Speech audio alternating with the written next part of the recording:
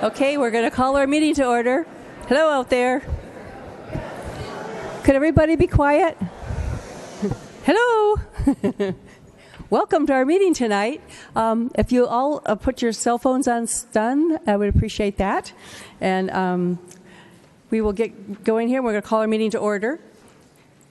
And we have a roll call by our Assistant City Clerk, Amanda Lee. Let the record reflect all members are present. We're going to have a Pledge of Allegiance. If you'll please rise, and that will be led by John Franklin, Council Member.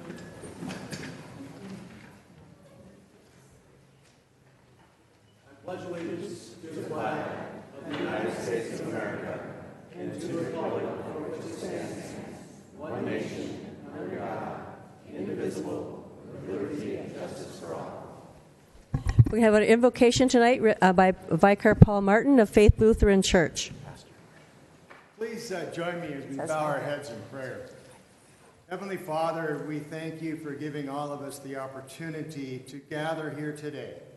We thank you that you've given us all here unique gifts and abilities that we can use here tonight and throughout our lives for the betterment of our neighbor and our community. We thank you also, Lord, for the freedom we enjoy in this country to be here, to gather, to debate, to govern, and to embrace our community. Thank you for the men and women of our armed services who protect our rights to do so, to use this process to improve and meet the needs of all people in Vista and the surrounding areas.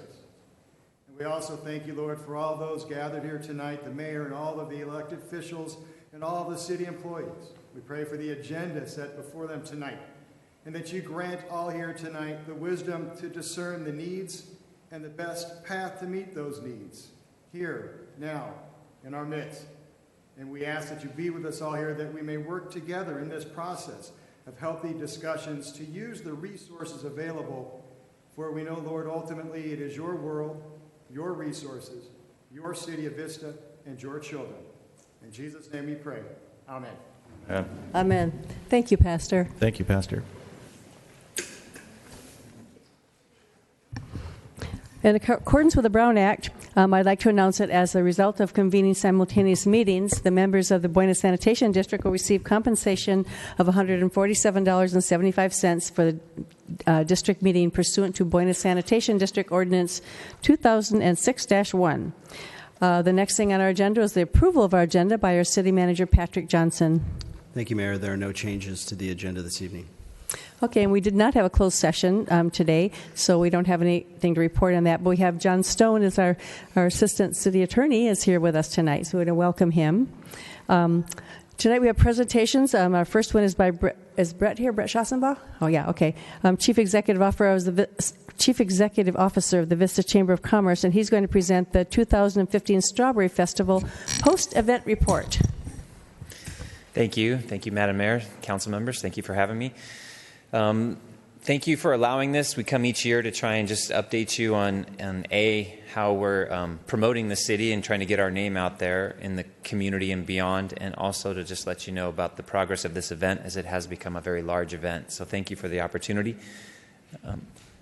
So just to kick off and kind of show you the overall results, this year we had approximately 80, maybe more than that, 1,000 people attendees, a little less than last year, partially due to the weather. Early morning weather was very inclement, as many of you know from that day. But we did have over 360 street fair vendors, which was a large increase even from the year just previous, about 25% growth. We had 2,000 runners in the Strawberry Run. We had runners representing people from 10 different states, 7 different counties, and all the cities and communities of San Diego County. The running total was down a little bit from the previous years. Partially, our registration from the morning of was lower than we've had in the past. And again, the weather probably played a factor in that. But of the runners who did participate, 37% were from Vista, another 41% from the other communities along the 78 corridor, and then 14% from other parts of San Diego County. And then Southern California, another 6.5% from other parts of SoCal, and then out-of-staters, about 1.5%. We are very active in getting the word out about the event, largely online PR you can see the distribution there. There's a lot of sites that we go to. Go ahead, Amanda. TV, we put the press release out into a lot of TV and radio stations, which helps because we get a lot of press on this event. Social media, we have a very big presence. Our Facebook page, you can see, go ahead, one more, just stop there. In April, 1,600 plus likes and the impressions we got. But then you can see by June how much it swells. And of course, in June, the event's already happened, but you're dealing with people who are looking at pictures and, just sharing their experiences and their love. And so that's a lot of impressions come June for this event, which is great. We also, go ahead, one more. We also tweet, post, and pin and do all those kinds of things to get the word out there and continue to spread the event and the coverage. Go ahead. And then our website, go back. Our Strawberry Run website, we had 27,000 page views on that site just for the month of May, which is a huge number. I don't actually have the stats on our other websites because of some technical crashes we had. But we get a lot of traffic coming to us from a lot of different sources, internationally, locally, et cetera, et cetera. So a lot of traffic in the month of May. And then our impressions, we get about over 4 million mentions online, which is huge. And then the number of impressions is kind of staggering, over 78 million impressions that people who have seen something having to do with the Strawberry Festival online somewhere in some way, which is amazing and is our goal. And this is just a quick visual of some of the different sites that you see who will cover the event in different ways. We're also active in print media. Union Tribune, Seaside Courier, North County Sun Entertainment, Coast News, Our Vista Magazine, which is the city's publication, the Vista Magazine, the Chambers, and School News from the Vista Unified School District. So we're very active in print media as well. And then we have a couple different radio stations this year who ran promotion for us across the whole entire county for the entire month of May. We had a lot of great TV coverage. KUSI let us come in studio, and they've done that the last several years. And so we went into studio the week of the Strawberry Fest to promote it. And then we got to go to CW6 San Diego Living the week of the Strawberry Fest as well to promote it. And then the day of, we had KUSI spent all morning with us, and ABC Channel 10, which is the first time we've ever had them come and attend, and they did live broadcasting all morning at the event as well. And the KUSI folks did a much better job of covering us this year. Those of you who remember the previous year know it wasn't too flattering, but they did a much better job this year, so we were appreciative of that. And you can see by the pictures, they're there in the rain in the morning and dealing with the bad weather, but we were glad that they were there. Go ahead. Other marketing, as usual, the over-the-street banner, the 4x4 banners around town, retail stores, T-shirts, things like that. We spend a lot of money to make this event happen, and we try to practice what we preach. We really try to spend local. So we spent almost $150,000 to put the event on, and 60% of it we spend with businesses in Vista. Another 25% is spent in other North County communities right here along the 78 corridor. So we spend 85% of what we do to make the event happen. We spend up here in our neck of the woods, and which is important to us. Each year there's a discussion about whether we should expand this event to a full weekend event. That's not the direction we're heading yet. We still would like to keep it a one-day event. We'd like to keep it centralized downtown. Our goal is to grow it to over 400 vendors. There's still a lot of other big street fairs out there that exceed what we've done. We've grown a lot, but we'd like to continue to grow it. One of the ways that we'd like to continue to grow it is to consider using the part of South Santa Fe that's right in front of Sonic and grow so it still stays consistent with the footprint we've used so far, but can grow it out there and take advantage of the new park that will be done, there on the other side of Santa Fe, and how that's kind of being revitalized. We'd like to grow to 2,500 runners, but keep the same courses that we've used. And then the contests, each year we look at creative ways to grow those contests. And we're always looking at that. Do you have any questions or impressions or things that you would like to share with us? I'm available to answer or respond as best I can. Councilmember Rigby. Thank you, Madam Mayor. I just want to say thank you to the Chamber and all that you do for the Strawberry Festival. I think it is amazing what you've done in a short period of time with the festival since changing it over from Chocolate Festival. Thank you. You do a great job for the city. Thank you. Thank you. And I was there that morning when it was raining. It was great fun, but it was good for the runners because it was cool. It wasn't so hot, so it was a good day. Actually, Yes. it got nicer in the afternoon and cleared up. did. And It did it clear was up. really a good day. Thank you. So thank you for the update. Does anybody else have anything? No, you just did a great job. I was there in the afternoon, so the sun did finally come out. But you guys, every year, it gets better and better. It's unfortunate we had the turnout we did, but we can't control the weather. Right. And I think we had that a couple years ago as well. Yeah, about 4 years ago, we had a little bit of morning Yeah, sprinkles. And so that's May and Chamber Vista. tries to control the weather, but even we, alas, cannot. Yeah. So thank you for everything. Thank you. Thank you. We have one other presentation, and so I'd like to ask Deputy Chief Jeff Hahn to join me at the podium down here to receive a proclamation declaring September 2015 to be National Preparedness Month.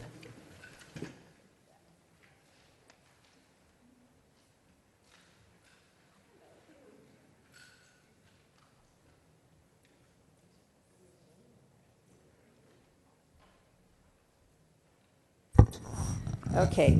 Whereas San Diego County residents have experienced the effects of various disasters, including devastating wildland fires, severe winter storms, and extreme summer heat, resulting in loss of life and damages costing hundreds of millions of dollars. And whereas the May 2014 San Diego County wildfires were the largest wildfires in the region since the devastating fires of 2007. Southern California is currently experiencing prolonged drought and extreme fire conditions that highlight the importance of disaster preparedness, both at the individual and institutional levels. And whereas the United States and the world continues to experience devastation from both natural and man-made disasters, the loss of life and damage to property can be greatly reduced if appropriate emergency preparedness measures are taken before, during, and after a major emergency.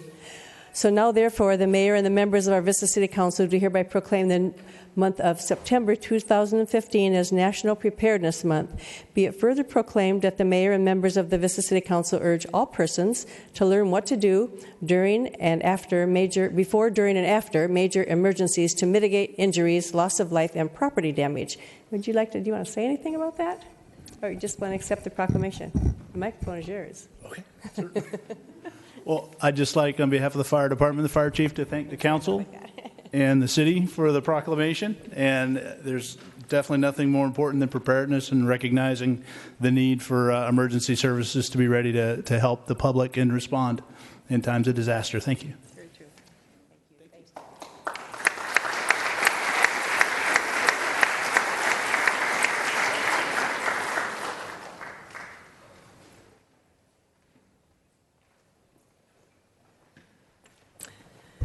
Okay, the next thing on our agenda is our consent calendar, and we have 8 items on our consent calendar.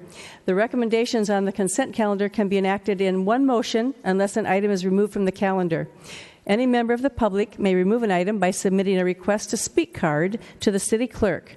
Items removed from the consent calendar will be considered immediately following the adoption of the calendar. So, do I have anyone that wants to remove any items? Councilmember Rigby? Oh, no, ma'am, I don't mean to remove items. I was just going to move that we accept the consent calendar. Okay. I'll second it. Okay. I have a motion and a second. Please cast your votes.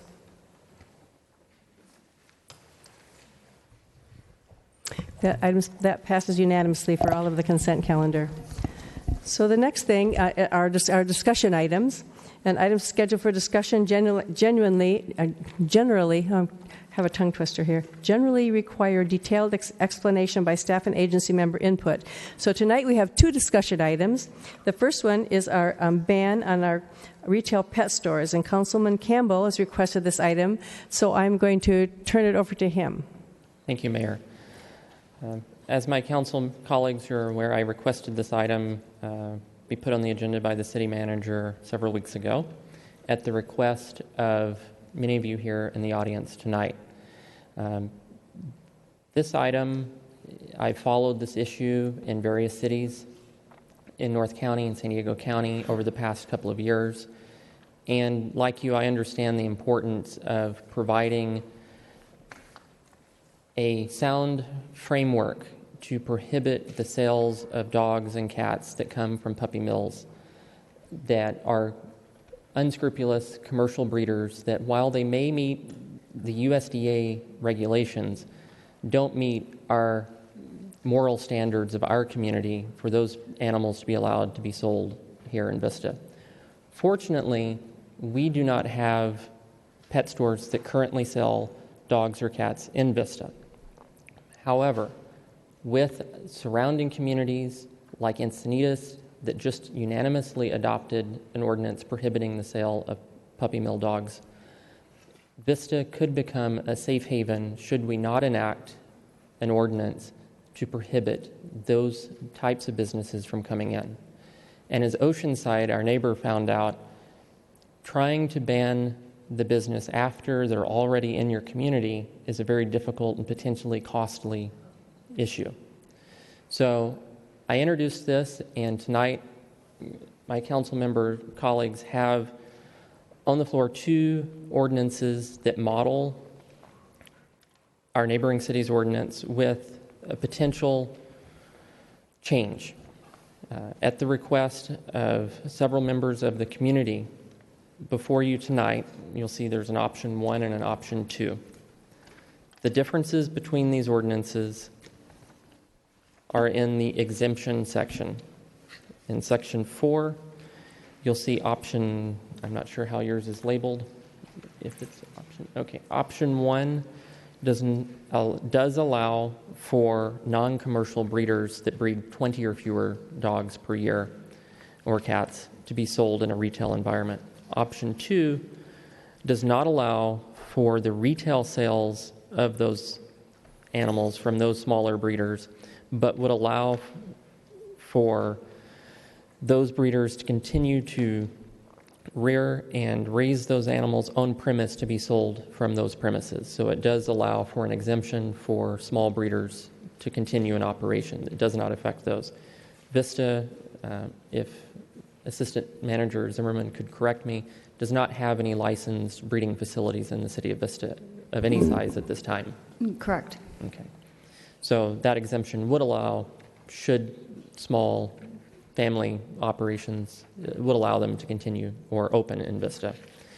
So this ordinance is, like I said, very, very similar to Oceanside's, but since we do not have any existing operations, it does not allow for continued operation. That those clauses were removed. So if any of you have any questions before we call the public speakers, I'd like to see if any council members have any comments on this item at this time. Nobody? Everybody's... Do you want to do speakers first, or do you want to have a discussion I just have a quick first? question for clarification. You said 20 somewhere? I don't see that there. Item H, 1H, and Okay. 4E Yeah. in option 1. So in option 2, item 1H and item 4E are removed, referencing retail sales of dogs or cats that are obtained from a non-commercial breeding establishment. Got it. Thank you. Thank you. If I could, Madam Mayor, ask that for the expediency of this item, because there are so many speakers tonight, if we could have speakers approach the podium prior to their name, calling several speakers at a time. I'd like to do that too, and I have 10 speakers, and I have 11 that are 15. Sorry, I got some more in here. We have 15 speaker slips here that want to speak, and I have 11 that don't want to speak. And I'll read the names of the ones that don't want to speak, and then I'll start calling the ones that want to speak. And what I'll do is I'll call you maybe 5 at a time and get you to line up so we can kind of be more expedient. So the ones that didn't want to speak were Susan Powell, Sherry Flipson, Matthew Rule, Lacey Flipson, Elizabeth Jacobelli, Jean Jacobelli, Vivian Williams, Dorothy McCorkle, Dawn Beatty, Shirley Anderson, and Lori Quattrone. So those are the ones that requested not to speak. And they're all in favor of the ordinance. So, just mix these up. Pardon? Yeah, and each have 3 minutes to speak, and you can't pass your time off to other people. So I'm going to I'll call 5 of you, and then as I get through a couple, I'll call 5 more. So the first 5 are Aaron Riley, Carrasco, Janice Efron, Linda Martino, Lanny Bray, and Karen Clayton. And if you guys will kind of line up over here and be ready to speak, and then I will. So I get toward the end, I'll call the next 5.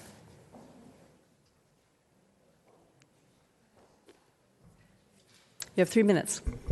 I did not want to speak, but I am definitely... Pull the microphone down so we can hear you. I did not want to speak, but I am definitely in favor of this ordinance to ban all retail puppy stores, puppy mill pet stores, with the exemption specifically. Thank you. Okay. Sorry. Without the exemption. Okay. Okay. Janice Efron, where are they standing? Oh, there you are. Okay. Pull the microphone down so it's closer to you guys. Okay, just close it down there. Yeah, there you go.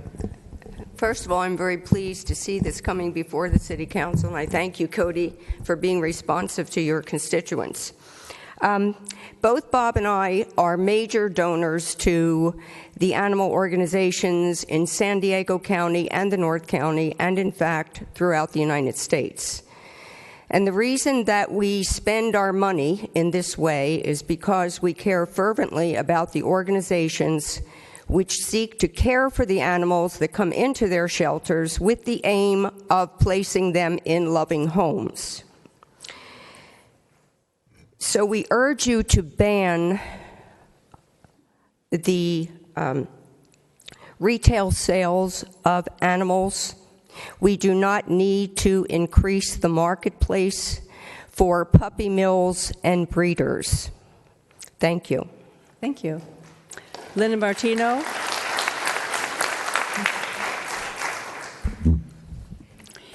My name is Linda Martino, and I'm a hobby breeder who resides in Vista. I've been here for several years. I've been a hobby breeder in Southern California for 27 years. I've lived in Encinitas and Century City. I not only would not buy a kitten from a pet store, I would never, ever sell one to a pet store. I am an officer in my National Breed Club, one of the largest in CFA, and we prohibit our breeders from selling to pet stores. No reputable breeder sells to pet stores.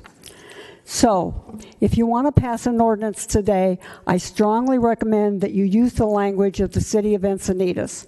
I'm sorry, I didn't know your options 1 and 2, which was just passed less than 2 months ago. The City of Encinitas pet ordinance is much better than the language you have that I saw originally. The Encinitas ordinance bans the sale of cats and dogs at pet stores if the animals come from breeders. Only sales from animal shelters and credentialed rescues are allowed in pet stores in Encinitas. The language you have before you to allow them from small breeders, the wording is impossible to enforce, doesn't make sense, and as I've said, reputable breeders do not sell to pet stores. If you're going to ban the sale of cats and dogs from breeders at pet stores, ban the sale of all dogs and cats from breeders. The Encinitas ordinance also exempts the private sale of dogs and cats from local home breeders.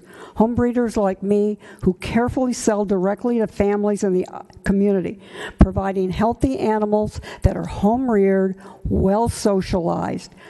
We here in Vista then are available to them to help should they need help.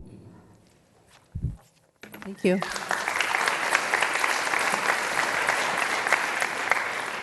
I'm going to ask for Lori Michaels and Joyce Canine and Dale Bartlett to kind of work your way up here, please, and then I'll take Lanny Bray next.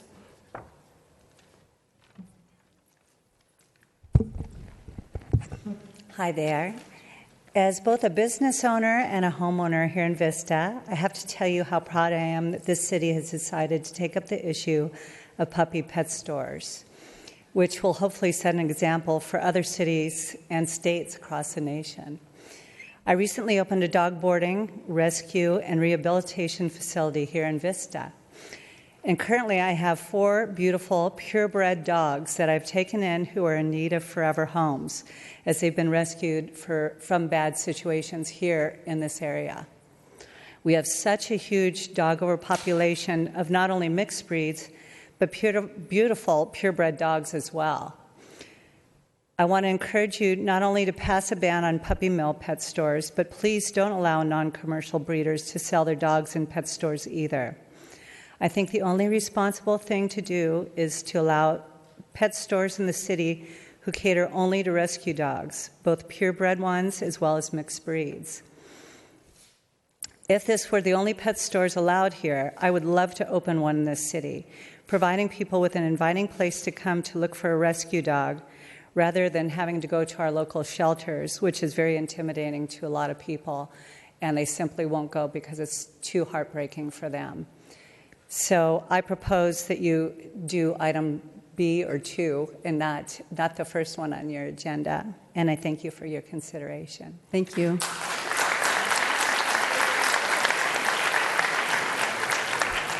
Karen Clayton.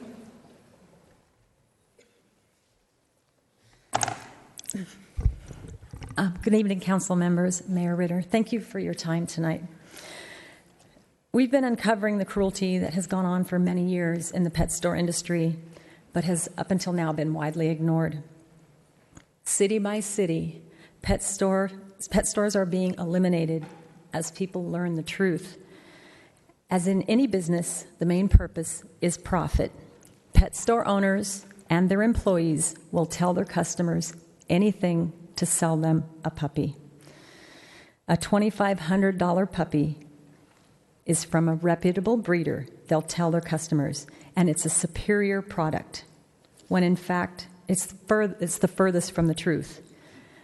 AKC, USDA sounds impressive to a naive customer, but it doesn't guarantee health, behavior, or temperament of the dog, or that the animal is being treated humanely.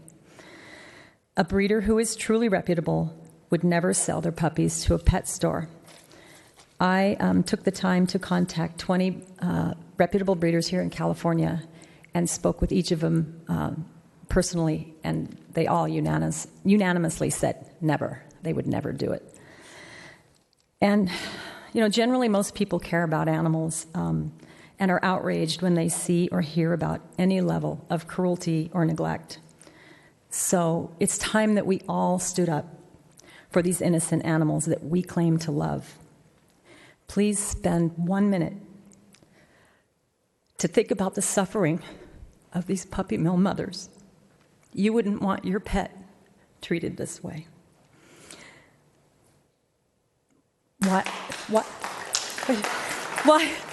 Why would anyone agree to be part of this blatant inhumanity? It says in the Bible, we have a moral obligation to protect innocent animals. None of us are paid to be here. We're here because we care, and we'll never quit. Thank you.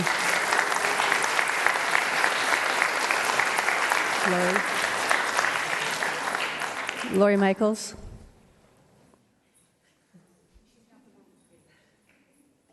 Someone's going to be showing you a video. We were hoping it would be the first on the first speaker, just for anyone who has any idea doesn't have an idea of what a puppy mill actually is.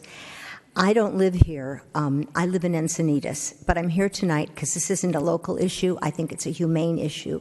You've heard from people tonight, so I don't want to reiterate what's already been said. I think we're all really kind of clearly making our point to you. A couple things I want to point out in case someone else misses this important point. Puppy mill dogs are inspected by our USDA approved kennels. However, in these cities where in states where these puppy mills are, Missouri and some of the other midwestern cities, dogs are considered livestock.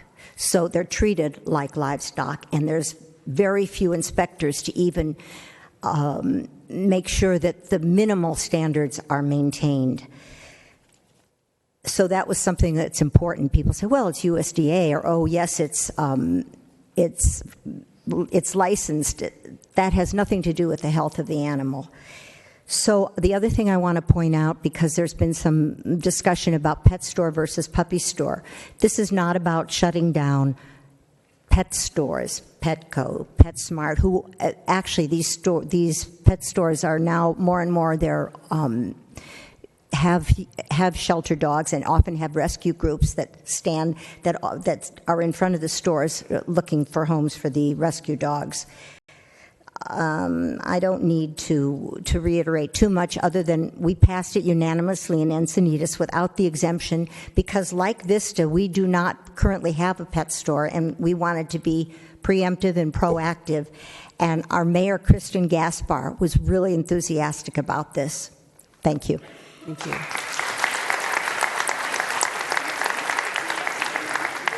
So next I have Joyce, and are you going to show a video? Is that what you do the video instead of speaking? Yes. Okay. Puppy mills are a very serious problem in this country. These high-volume commercial dog breeding facilities, which supply nearly 100% of U.S. pet stores and online puppy retailers, are substandard factories in which profit and maximum productivity take priority over the health and welfare of the animals. Although licensed dog breeders who sell to pet stores and distributors are regulated by the U.S. Department of Agriculture, the minimal federal standards do not ensure a healthy or humane life for dogs. In fact, they do little more than require food and water.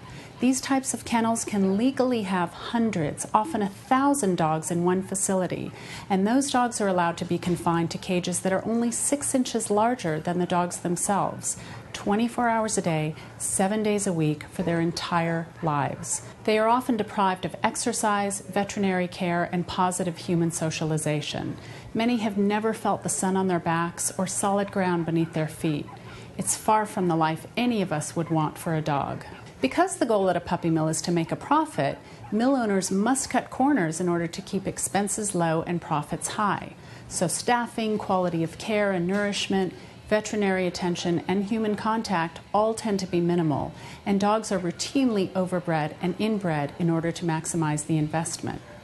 For the unsuspecting consumer, this frequently results in the purchase of a pet facing an array of immediate veterinary problems or harboring genetic diseases that surface down the line, well after the store's warranty or state lemon law is no longer applicable, provided the particular state has such a law. This creates a financial burden on the consumer and results in many of these animals being surrendered to our already overcrowded shelters.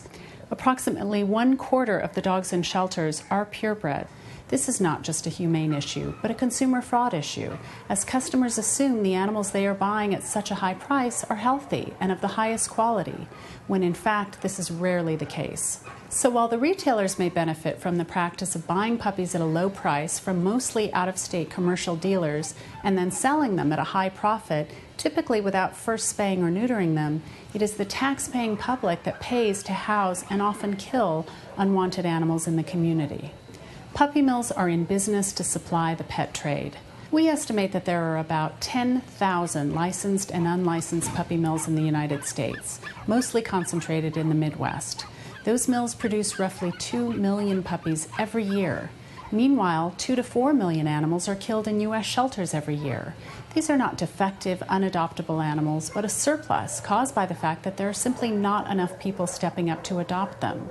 It makes little sense to continue manufacturing dogs when so many are being killed for lack of space.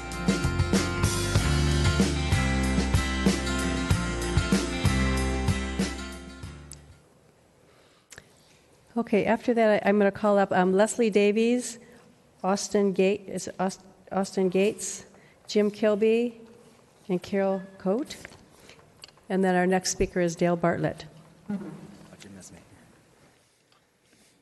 Madam Mayor, council members, thank you. My name is Dale Bartlett. I'm the Public Policy Director for the Puppy Mill Campaign at the Humane Society of the United States. And we know the link between pet stores and puppy mills. I personally have pulled dogs out of some of these facilities. You saw some of the conditions. I pulled dogs out that are young, 7, 8 months old, and they're already losing teeth from the stress on their systems. Their paws matted across their chest so they can't walk. When you pull them out and you put them on grass, they don't know what to do. It's horrific, and the number one market for these places is pet shops. And so, the research tells us what common sense tells us, that the dogs that customers are buying from these pet shops are not the appropriate dogs for families. The Journal of the American Veterinary Medical Association published a study 2 years ago where the authors concluded that they do not recommend that families acquire puppies from pet shops because those puppies have a much higher incidence of behavioral problems, including biting and fear, aggression, and inappropriate elimination, and all of the reasons that you see for why animals end up being turned into animal shelters.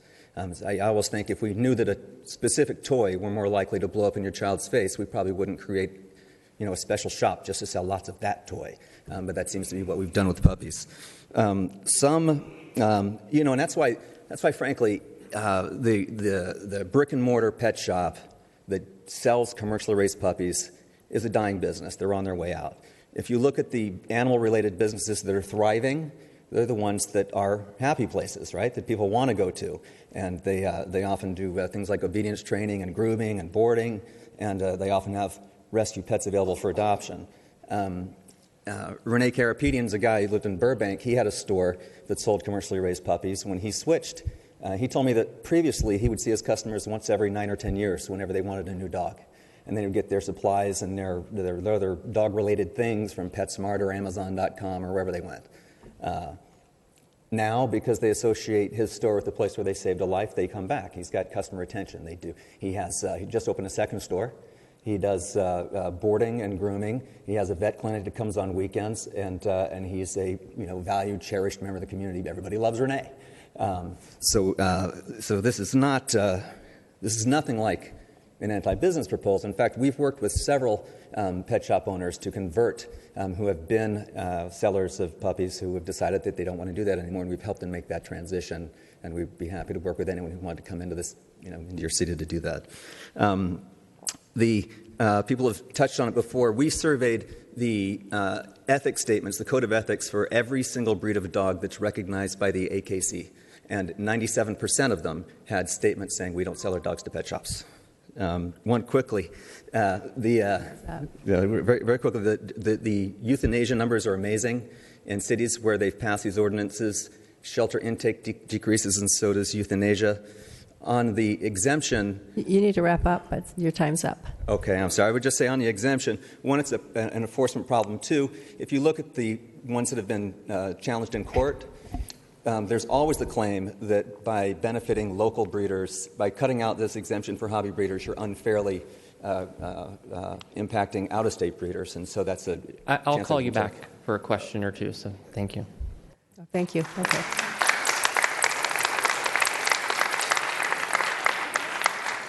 Leslie?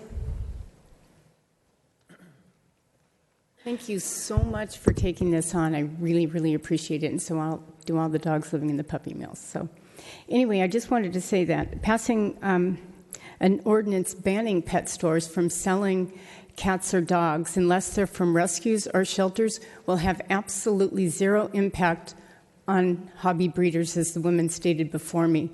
I had a lot to say about that, but I think she covered it.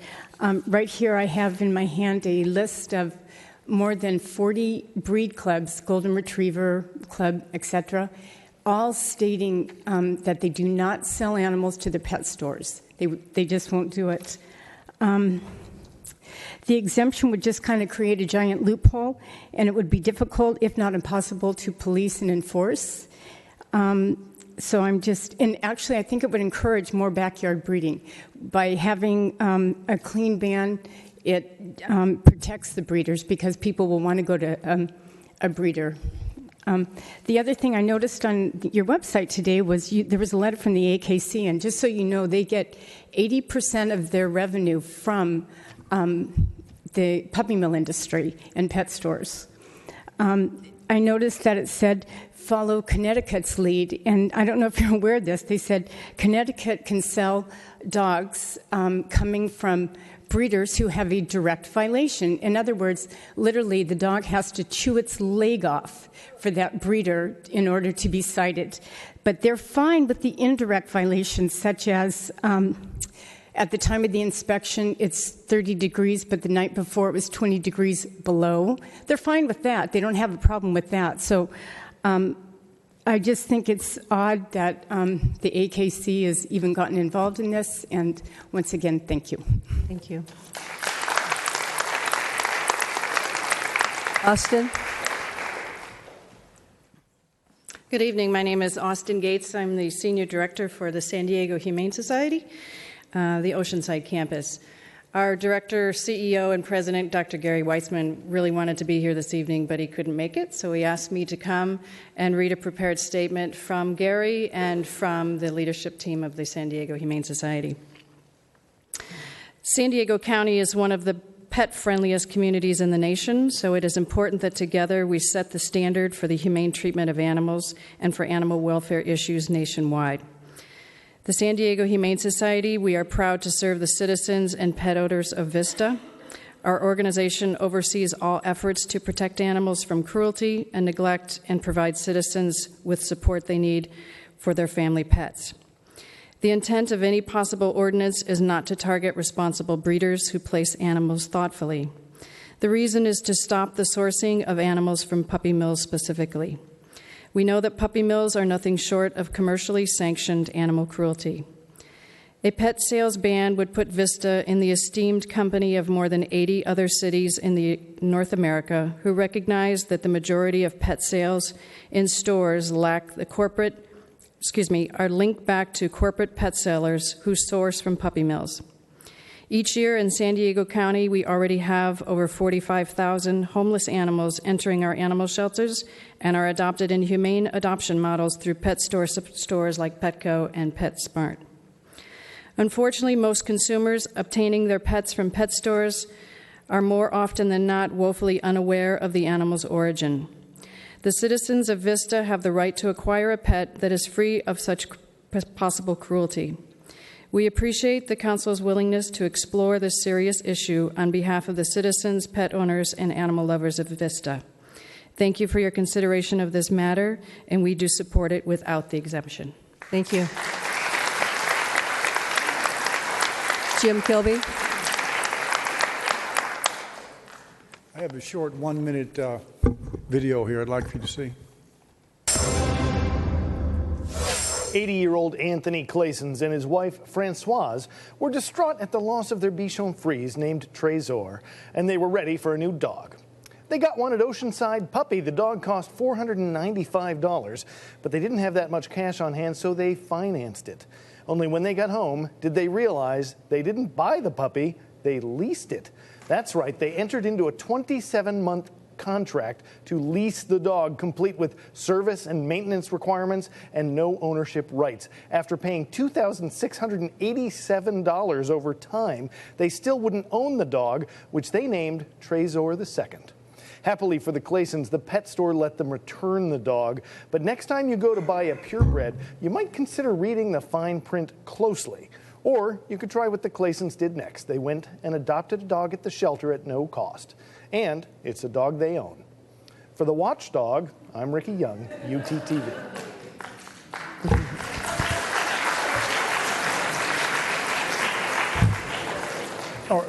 First of all, this wasn't reported years ago. This happened last November. And it didn't happen in another state. It happened 10 miles from here. The elderly couple, previous dog, who they'd had for 7 years, had died. Like so many of us who lose a pet, there's a tremendous void. And like all loving pet owners, they wanted to bring another dog into their home. They found a dog at Oceanside Pets they wanted to make part of their family, but they didn't have the $495 asking price. The $495 asking price. So the owner of the store, who also owns a store in National City, said they could finance the dog, the $495 dog. The store owner was able to finance the dog through a company used by virtually all pet stores called WAGS Financing.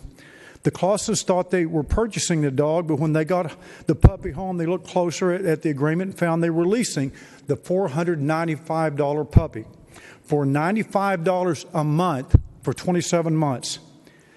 If it isn't bad enough, at the end of the lease, they would have to pay an additional $187 to own the dog, plus official fees and taxes. At the end, the puppy would cost the Clausens over $2,700 for a $495 dog. The pet store, like all other pet stores, offers financing, and WAGS is just one of the many options. The owner of the store, Salinas, said 90% of his customers choose to finance the cost of their new pet, allowing them to take the dog home otherwise they otherwise couldn't afford. If you pass this ban, you may be saving hundreds of puppy mill mothers and fathers, but you are also protecting the people in Vista who may purchase a dog. Pet stores are not any better than payday loans. Thank you.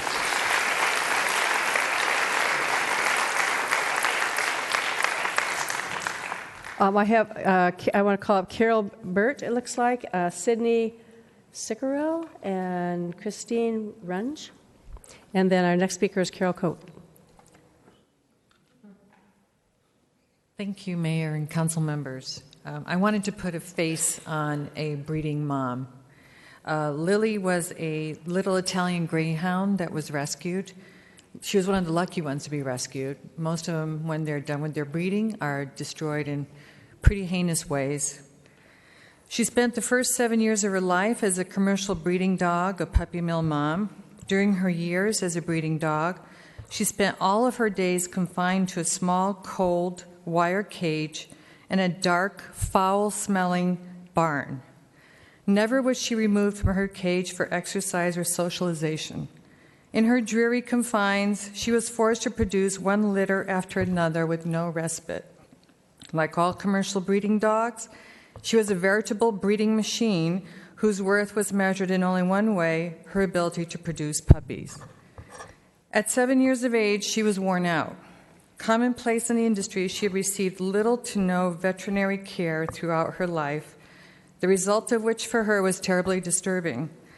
Due to years of no dental care, poor quality food, rabbit bottle watering, and no appropriate chew toys, the roof of Lily's mouth and her lower jaw had rotted away. Her chest was riddled with mammary tumors, and she was absolutely terrified of people. But she was one of the lucky ones. She got rescued. Thousands, just multiply that story times thousands and thousands, and actually hundreds of thousands of breeding moms, breeding fathers that are kept in similar conditions. Thank you. Thank you. Carol Burt. Is Carol here?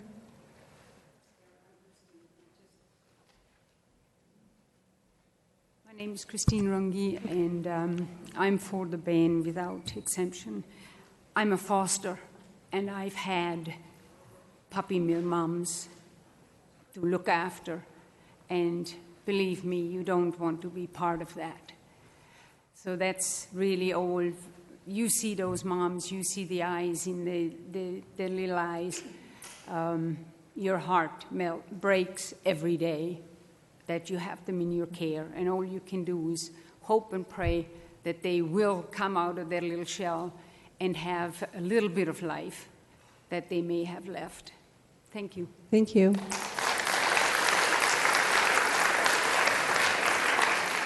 Carol, are you Carol?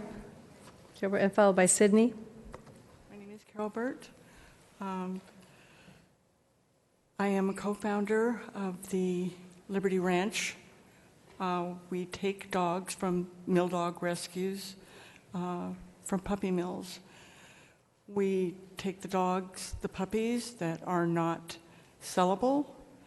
They have been in cages that have been washed out with pressure washers. They've lost their eyes.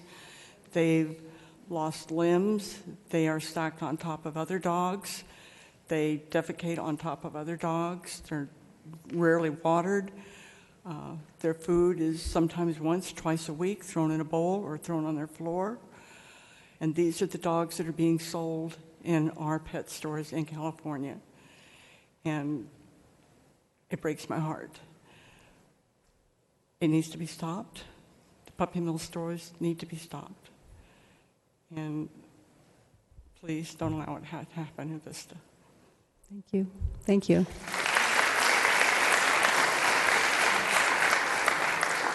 Sydney, is Sydney here? Oh, there you are.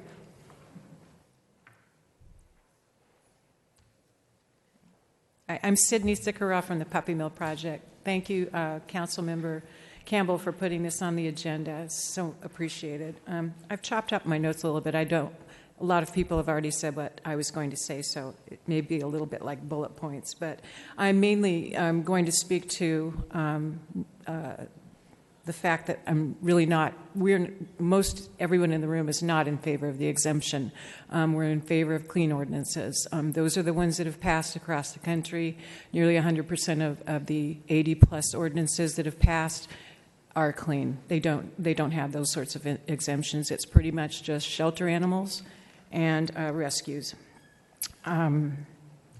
Exempting non-commercial breeders will actually be inviting unscrupulous pet stores to open in Vista and will most certainly not protect any responsible business. This exemption basically nullifies the reason we're all here tonight and the reason these ordinances began in the first place in 2007. The ordinance with the exemption does not mimic, I believe I repeated that, I'm sorry. Okay. In support of the structure of these ordinances, 4 of the 4 federal court challenges brought by store owners across the country have passed all federal court scrutiny regarding the Commerce Clause and on their constitutionality and 14th Amendment issues. More importantly, the latest challenge was decided in Phoenix, which set precedents in our own 19th Federal District Court to exempt these breeders. Is completely contrary to the entire foundational purpose of this legislation. No, as you've heard tonight, no responsible breeder will ever sell to a pet store. And the reason is that they want to interview and screen potential customers that are going to take a puppy. It's like a job interview, and they want to make sure that that puppy does not end up in the shelter system. When you go to a pet store, they don't screen anyone. If you've got the cash, you've got the puppy. It's an impulse buy, and they often end up back at the shelter or worse. That's one of the reasons for the importance of these ordinances.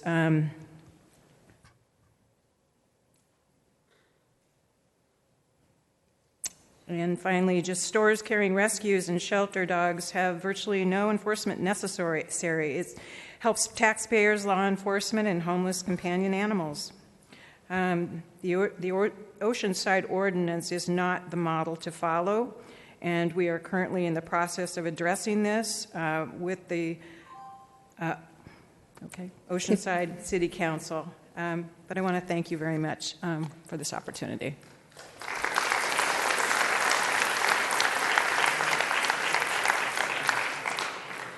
So, Councilmember Campbell, do you want to take it away for a little bit, or do you? If anybody else in the council has any comments at this time. Anybody have any comments on the council besides? Nobody? Well, I'm a dog person. I have an English Mastiff at home, so I'm a dog person. Actually, he's a rescue dog. My kids moved to Japan, and they left him with me. I have a couple of questions, so I don't know who to ask them to. I want my questions, and maybe then somebody who can come up here and ask. My questions were, how do you find reputable? Wow, I can't say that today. I'm having trouble. Reputable breeders, and then how would the non-commercial people then sell their puppies, and their other kittens? If we didn't go with the exemption, then how would people do that? Okay. If you don't mind. There's someone can answer my questions. Yeah, sure. The responsible breeders are not hard to find.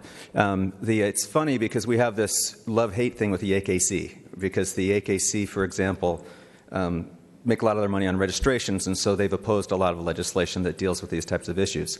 But if you go to their website, they've got a list, which is a good place to start, of all the national breed clubs. So if you're looking for a Schipperke, you can look for you can find the Schipperke's National Club there, and then find the state club, and talk to a breeder.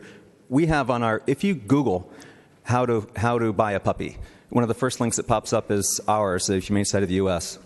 We have a responsible breeder checklist that says here are the things you need to check to make sure you're not acquiring a dog from a puppy mill.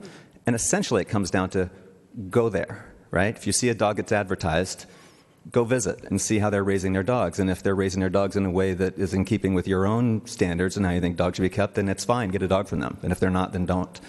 And how breeders would sell their dogs if they're not allowed to sell them in pet shops is the way they do it now, because almost no breeders are selling their dogs to pet shops. The pet shops get their dogs almost exclusively from brokers now, not even directly from the breeders. So they've got these massive breeding facilities that we know as puppy mills. They sell their dogs to brokers. The biggest one in the country is the Hunt Corporation. The Hunt Corporation puts them in a factory for a few days and then ships them across the country to pet shops. So it's sort of the mega breeders that are supplying the pet shops. The local breeders are already selling directly to customers. Okay, and that it's so if just someone in the community, and just to say, had puppies and they wanted to sell their puppies, and they took how would you, just through the newspaper or something? Is that they would just sell them like? Yeah, that's right. Through the newspaper would be one way, or through classified ads, and depending on sort of what part of the county they're in, there may be ordinances about that too. Okay. But where they can actually sell them. But yeah, if you have a litter of puppies and you wanted to sell some of them, that this wouldn't affect that, right? It would be very rare for them to go to a pet shop to try to sell their puppies anyway. Okay, and then I heard them saying the Oceanside. There's a problem with the Oceanside ordinance. What's the problem with the Oceanside ordinance? Did they say? Can somebody tell me that? It does have an exemption, or it doesn't have an exemption. Can you come up here and so we get on tape? Mayor, if I may briefly answer that question, I spoke to someone from Oceanside earlier. Councilor Campbell's going to answer that question for me. Maybe Ms. Davies would like to follow up, but Oceanside's issue when they adopted their ordinance is that they have an existing retail sales location within the city, and they were creating avenues for which that location could continue to operate. As you know, there's certain legalities involved. Maybe Mr. Stone can answer this, but they couldn't outright ban the location, so they created carve-outs that would allow them to continue operation through alternative source acquisitions of dogs. Okay, well, and just we don't have any, puppy stores in Vista actually, so this is kind of a new thing to think about here for us. I don't know if you had anything more to add. Do you have anything to add to that? To answer the mayor's question. Okay. To the microphone there. I just want to speak as a local cat breeder. And to be perfectly honest, there are a lot fewer kittens available than there are buyers. I am very selective, and I'm not alone in that. It's a very expensive hobby if you do it well. And so I would never put an ad in the newspaper because I don't want to be put in a position where somebody thinks that I'm just going to sell to them because they come to my house and have a check in hand. And I think that's probably true in the dog world as well. For reputable breeders, it's really become much more difficult for the buyers than for the sellers. Okay. I have a question for her. Councilor Aguilera has. So how does the exemption affect your business? Well, it's not a business. I'm not trying to wordsmith. For money, right? It's a hobby, an expensive hobby. The reason I don't want that exemption is because I don't want backyard breeders or some breeder who's not reputable selling to a pet store, because that's not, to me, the right thing to do. To me, as a hobby breeder, It should be somebody coming to my home, inspecting my premises, sitting down, playing with the kittens, letting me view their interaction to see if I approve of them and to see if they bond with the kitten, okay? That's, to me, the way you sell. Well, actually, I don't even use the word sell, I use adopt. Am I making sense to you? Not really. I mean, okay, I'm trying to figure out how the exemption would affect or not affect you. Well, it doesn't affect me personally because I'm not going to sell to a pet store. It doesn't affect me one way or another because I have no problem placing my kittens because I have more buyers. So it doesn't affect people that sell directly to the public? No, but on the other hand, I just feel if you're going to not let commercial breeders sell to a pet store, then you shouldn't let non-commercial breeders, because that's an out that is not a good way to go. It should be clean. Thank you. Got it now. So who can answer the question about the black market? So, I mean, whenever you ban something that there might be a demand for, how do you regulate that? I know that there's animals that are sold online and this kind of thing. I didn't know that until this came about. But so let's talk about the black market. You know, how do we regulate the black market? And are we creating a black market now? Sure. Well, the reality is it's not. I'm sorry. No, you're okay. The audience was getting a little noisy back there. The reality is it's not hard to find pets now, right? And so it's not like we're stopping something that's happening that's depriving this massive market share because it's not really a massive market share already. And so it's not creating. The other thing is it's one of the PJAC is the lobbying arm of the commercial pet industry, and one of their catchphrases is regulated pathways. Why would we close a regulated pathway? But the regulation they're talking about is absurd. It truly is. So you saw the standards. The USDA says you can keep the dogs in cages this far from their nose.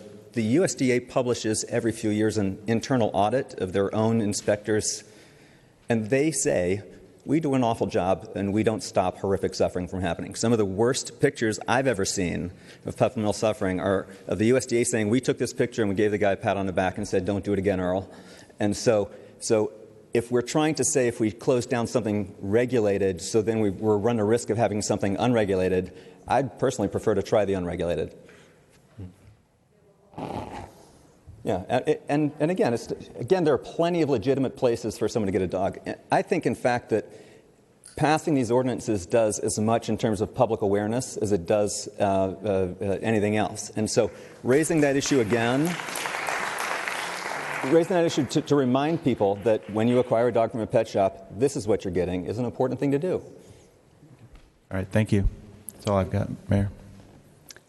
Okay, anybody else? Councilmember Rigby. Thank you, Madam Mayor, and thank you to all of the speakers and to everybody being here tonight. I appreciate your devotion to this cause and your passion for it very, very much. I think we can all agree that inhumane treatment of any animal is wrong on every level. I have spoken with the AKC, the USDA, some people in California, trying to do more research because there was nothing really provided to us to have this discussion, to be quite frank. So I do have a question for you because I have downloaded and I have read most of the Animal Welfare Act and the Animal Welfare Regulations put out by the USDA. So I've read what they've done. I've read the statistics of their inspections over the last 3 years. The number of, and I was a little confused because according to the USDA website and the website that talks about the Animal Welfare Act, they claim that there are only 1,764 licensed commercial dog breeders in the United States. Yet I believe one of our speakers commented over 10,000 breeders.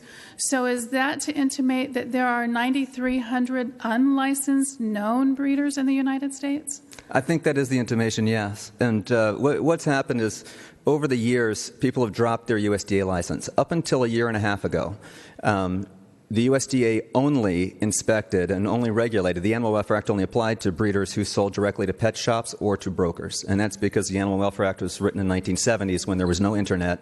If you're going to sell that kind of volume, you had to go to a pet shop. Right. A year and a half ago, the USDA did a rule change that said they were now going to inspect any breeders who sell to the public what they call sight unseen, which means unless the person actually goes to their house and sees the dog, they're going to inspect them. But that was litigated and drawn out, and so they were very slow in actually implementing it, and they still haven't really implemented it. So what we've got is decades of breeders dropping their USDA license so that they don't have to be inspected, so that they can just sell to people over the internet. So my understanding, sorry to cut you off, but my understanding was in 2013, Congress rectified the internet sales of pets to include the same regulations that they have that was passed in the Congressional Animal Welfare Act of 1966, so that those same regulations would apply to internet breeders or people who breed but sell strictly over the internet. Is that not correct? That's right. That's what I'm saying. And that was instantly litigated as soon as they instituted that rule. And that litigation, I think, was just resolved like 6 months ago. Okay. And so the USDA has been very slow in getting those breeders to sign back up and be registered. Their first phase, in fact, is writing a letter to all the people who used to have licenses who've since dropped them saying, we have reason to believe you're still breeding. Would you please come back? Okay. So I do have another question, and I don't know if you're the one to answer it. But my understanding with the USDA in overseeing and enforcing the regulations, and there are a lot of regulations in this act, by the way. Yeah. The USDA enforcement, that's a term used rather loosely in this because they don't have the authority for enforcement or the judicial enforcement. So they have turned to turning the cases over to the U.S. Attorney's Office, who does not put this high on the list of things to do. But a lot of the breeders, and not 100% of the breeders, commercial breeders, are bad people. I don't know how many particularly there are. From 2012 to September 2012 to May of 2014, the USDA only shut down one breeder. So I don't know how many breeders there actually are that are terrible, terrible breeders versus ones that would be considered reputable. And that's a term that has been used with no definition in this conversation. And that's kind of hard to vote on something or have a conversation when you're not really sure what all the different definitions, because a lot of people are using the same word and have a different meaning for it. But the question is, the USDA does have these regulations. They do the inspections. They do have their standards. They are trying to mitigate these as best they can. A lot of these are standards put out by Congress in this act. Some of these issues are on a state and federal level. Now, we can talk about them and address them here in our city. But I was just wondering, you're very active here locally. What are your organizations doing on a national level to lobby Congress to tighten the reins and actually give teeth to this act that the USDA doesn't seem to have the judicial enforcement authority to do? Every So are you working on this day. on a national level? Yeah. So the problem with the Congress in this case is just simply it's very, very, very difficult to get them to take action. Now, they did introduce the PUPS Act a few years ago, and it was the introduction of the PUPS Act and the sort of attendant pressure that came with it that I think led the USDA to finally finish its rule change and expand inspection to other breeders again. You mentioned that the USDA has only shut down one breeder. That's not a function of not finding lots of horrible ones. That's a function of not having the enforcement, not having the teeth to do it. As you mentioned, they go to the U.S. Attorney's offices and they sit. Those cases sit. The one breeder that they shut down, it took 10 years. 10 years from the initial inspection for them to shut that guy down. So it is complex, and there is this sort of mishmash of laws, and we work at the state level and try to enact stricter breeder regulations at the state level as well as at the Congress, and we work directly with the industry. And I can tell you that these ordinances, and there's 82, I think, now have been enacted in various jurisdictions around the country. And before these ordinances were being enacted, we would say to the breeding industry, please improve your transparency and please improve your standards of care. And they wouldn't care because it's us. Now they've got Joe Watson, the president of Petland, calling them. Petland is the #1 seller of commercially raised puppies in this country, saying, "You're killing us. You are killing my business because everybody knows that you treat your dogs horrifically, and those of you who say that you don't won't prove it." Okay. So improve your standards, improve your transparency. Thank you. I have another question. I'm ready. Which goes to the states, because I know Oklahoma, Iowa, and particularly Missouri, where majority of these commercial puppy breeders that are causing problems and are the bad seed are located. Those states have legislation pending to deal with those breeders on a state level. Have you been in touch with those states and supporting their legislative action? We enacted, we ran a ballot measure in Missouri a few years ago because we went to the legislature and tried to get them to strengthen their laws, and they wouldn't. We passed Prop B in Missouri with a majority of the public vote. The legislature promptly overturned large portions of it to weaken it back. Now, I'll say this. Missouri still, after Prop B, has some of the strongest laws in the country and some of the best regulations in the country. It's just, again, a question of enforcement and teeth for that enforcement and whether it actually results in humane dog care. And what we found is that Missouri, probably just because of the numbers of dogs that are bred there, is still the most problematic state. Okay. Well, thank you very much. I appreciate you answering my questions. Sure. Thank you. Thank you. Not at this time.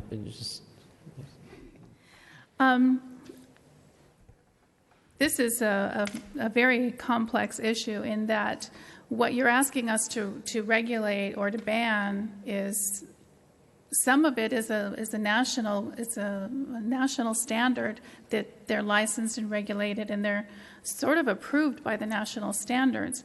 But we're not talking about chairs and sofas and books. We're talking about live creatures, live little animals.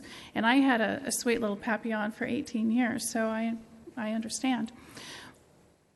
I think a lot of the fight has to be on the national and the state level. But on a local level, we can do what we can do. I don't know what exactly we can do. The exemptions we'd have to consider. Honestly, though, having these two options on the dais here with us not having any time to read them, review them, research them, or ask questions about them doesn't give me the time I need to really research this and put together an ordinance that I can vote on.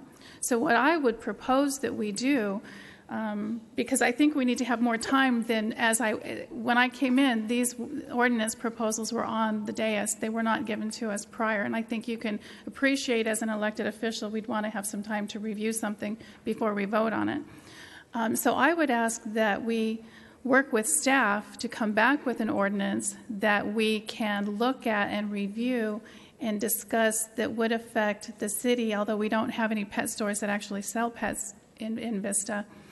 And have to look particularly at the exemption and the consequences of doing the exemption or the consequences of not allowing the exemption.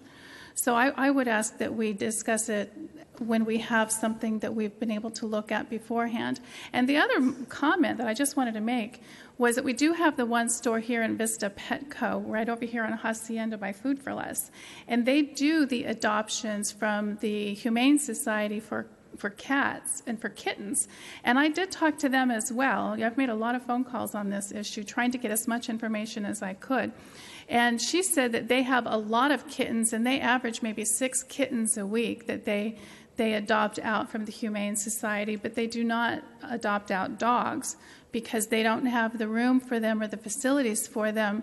And when I asked her about, is that her facility here in Vista or is that generally in Petco, she said it was most of the Petcos do not do dogs or adopt out dogs, but then they have groups that come once or twice a week to show dogs to people, and they have flyers and they let people know. But sadly, and I put this out to you that maybe you could help with this, the Vista store has been trying to work with groups to get them to come and bring their adoptable dogs, but they haven't had any luck with that. So if you're with a group that has some adoptable dogs and you'd like a place that you can talk to people, please visit our Petco here in Vista over on Hacienda. So, with that, Madam Mayor. Councilmember Franklin.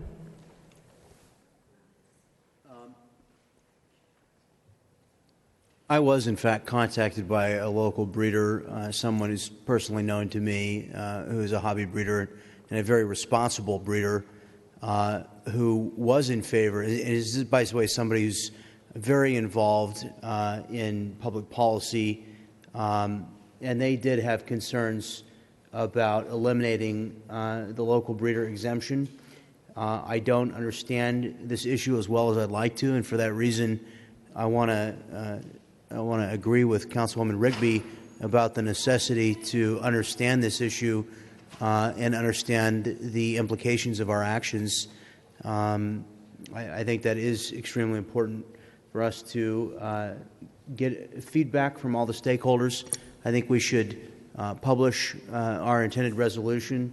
And I've said this before about our process. If we're going to do lengthy legislating from the dais here, it's one thing when staff has a needful ordinance that's sort of mundane and it's like adopting the expenditures for the sewer or something. But when we're going to engage in public policy items like this, I would really prefer almost every legislature in the country has a multiple reading process. Generally, it's 3 readings. When a bill is introduced, you have a first reading, you have a second reading, a third reading. You come back, you can make amendments during those processes. It also gives the public an opportunity to review the pending legislation and make comment. I'd really like to hear from Petco. I would ask the city staff reach out to Petco and any other pet stores in the city of Vista and ask them to avail themselves of the opportunity to comment. But I would just close by saying, my wife and I have been to every animal shelter in Oceanside Humane Society, Escondido Humane Society, San Diego County Animal Services.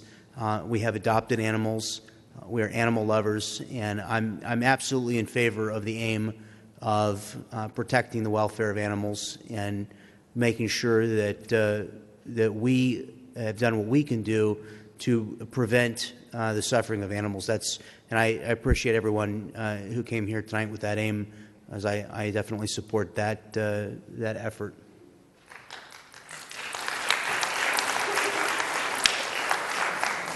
Councilmember Campbell. Thank you, Mayor.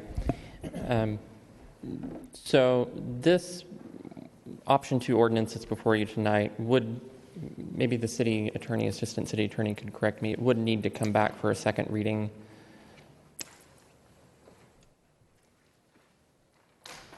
If it was approved or staff were directed to under bring it the municipal code, there's an action whereby it's adopted upon introduction, whereas some cities do have a second reading process. That's not present in Vista.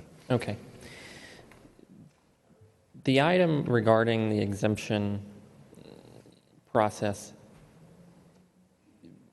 because it's in Oceanside primarily, because my understanding is it was inserted into the ordinance to allow for avenues for continued operation of the existing pet store, which we do not have any retail stores in Vista that sell dogs or cats. In reference to the PetSmart and Petco that we have in Vista, many of you may not be aware, I actually used to be a manager at both of those stores. And both,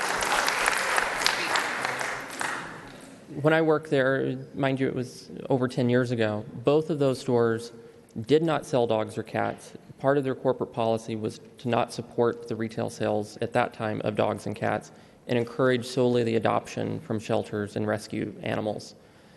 Both of those stores have, at least the PetSmart that I worked at for some time, had Baja Animal Rescue provide the cats and run that adoption center. And multiple times a month, outside organizations would come in and bring dogs because having those facilities on site were more difficult. Unless their policy has completely turned to 180, which I don't believe it has, if anything, it's gotten stronger, as other pet stores have found out, selling dogs actually hurts your business. Providing supplies and services and grooming, veterinary services, that's where you make your money at. You don't make your money from selling dogs. unless you're an unscrupulous business owner who's just out to make a buck. And it's not out. You know, one of the difficulties that I frequently saw with dog owners that would bring their new dog in that they bought at the pet store in the mall or some other pet store, they didn't understand how expensive it was. They didn't understand the vet bills, the costs, because they had a high-pressure salesperson who said, look at this cute dog, we can finance it for you, and you can take it home today. That really was the problem with that. And now, that pet owner now finds out that they can't afford to keep it. Not only is it a cost issue, so it's not just they should have known better. So I don't want to hear that argument that the buyer beware, they should have known. The animal had undisclosed health issues, genetic issues that show up a year later after purchase. That's a problem. And where does that dog wind up at? It winds up at the Humane Society shelter. And guess who pays the Humane Society? The City of Vista provides, as I believe the assistant manager told me earlier, over $400,000 a year for a contract for animal services just in the City of Vista. So it's a taxpayer savings issue. This is not just an animal welfare issue. It's a save taxpayer money issue. No offense to the Humane Society, but I'd like to cut down the amount of money that we pay you by reducing the number of dogs that wind up in the shelter. And I think you would probably agree that that would be a good thing. I think everybody here would agree with that. Now, I understand that there is some difficulty with ordinance adoption introduced by a council member at the dais. And this is, the option 2 was introduced today after many of you commented regarding the exemption.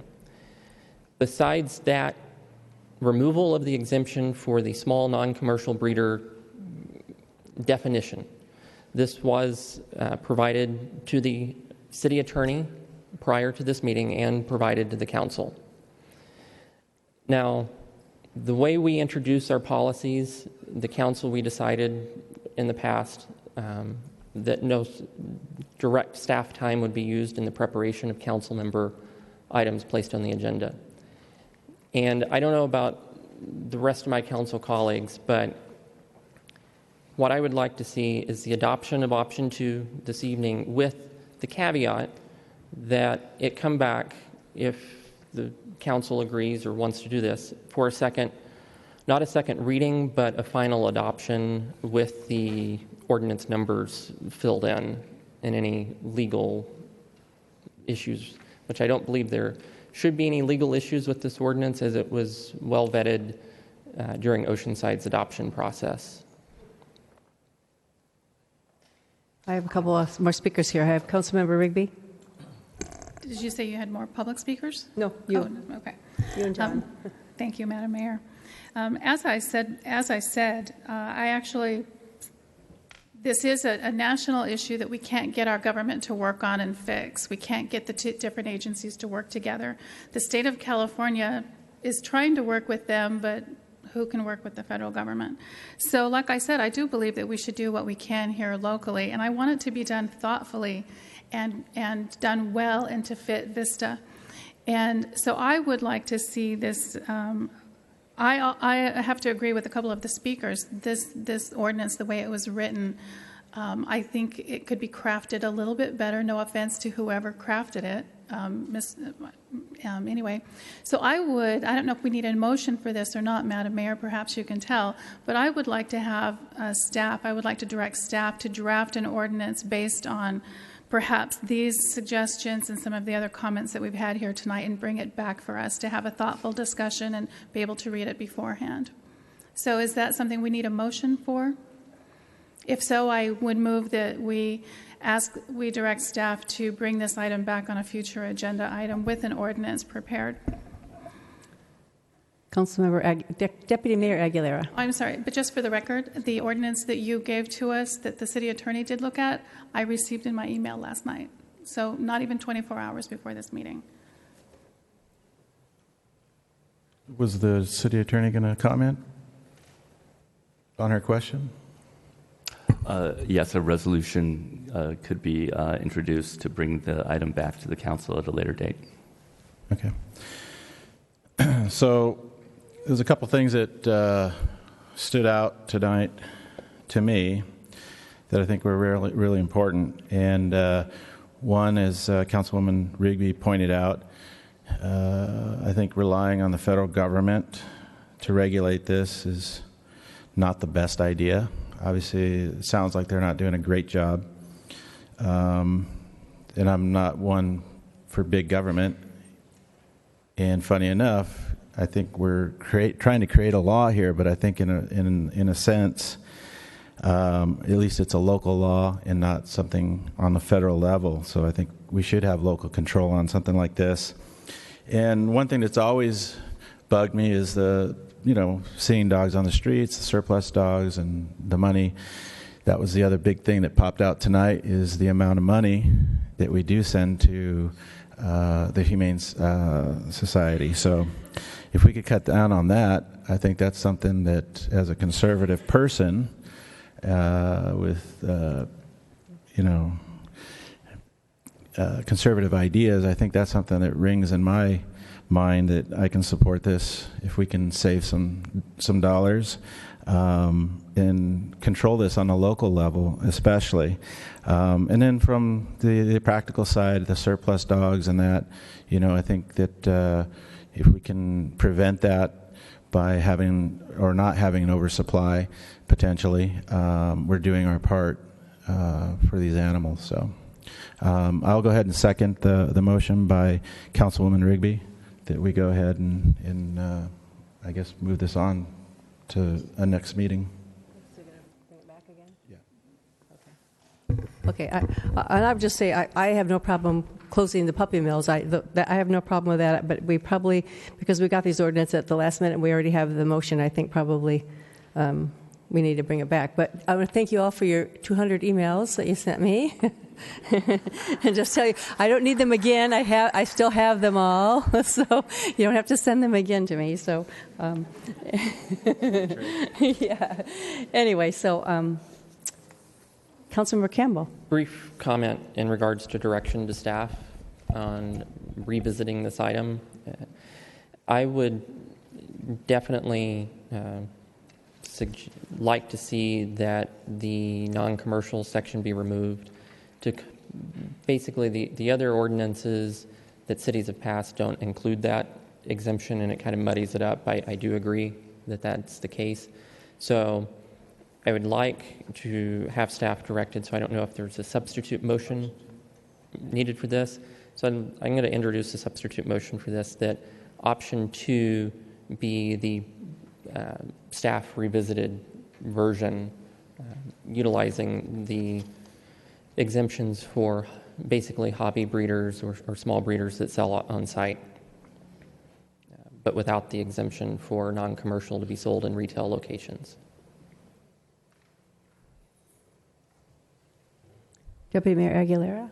I'll just go ahead and defer to Councilwoman Rigby because I was going to ask her a question. So, well, I guess the question is that what you were supporting, or? Actually, no, that wasn't what I was supporting. I'd like to hear. I'd like to have some clarification then. Right, I have a question because I do know, not here in Vista, because we don't have any stores that sell pets here in Vista, but in other places around the county, there had been some pet stores that would sell, like if your little dog Fifi got a visit and had a litter and you didn't know what to do with them, the local pet store would take them and sell them. That's a non-commercial breeder. And according to California state law, that is still allowed for pet stores to do that if you have a litter that you don't know what to do with. So if you strike that out, non-commercial breeding establishment, you would eliminate a place for people to take their little litter to. Is that not correct? No. I'm sorry. I'm asking Councilman Campbell. Wait. No. That's if they're trying to sell their unexpected. Or did you give them to the breeder or to the pet store? No. That's allowed with the option that I'm proposing. Okay. If you'll notice, that would be. Which exemption? That would be allowed. Well, they would need to go through the rescue organization as provided in Exemption D, a publicly operated animal shelter, humane society, or duly incorporated organization devoted to the rescue, care, and adoption of stray, abandoned, or surrendered So you want the dogs, family cats, to surrender their dogs to the Humane Society, who would or then... other organization, so that they can be, maybe the Humane Society. Quiet, everybody. Hey, if hello, we could maintain hello. decorum. Quiet. We need to have this discussion up here, so please be respectful. If I may ask a brief question of the Humane Society representative again regarding what happens, maybe just a brief response, very brief.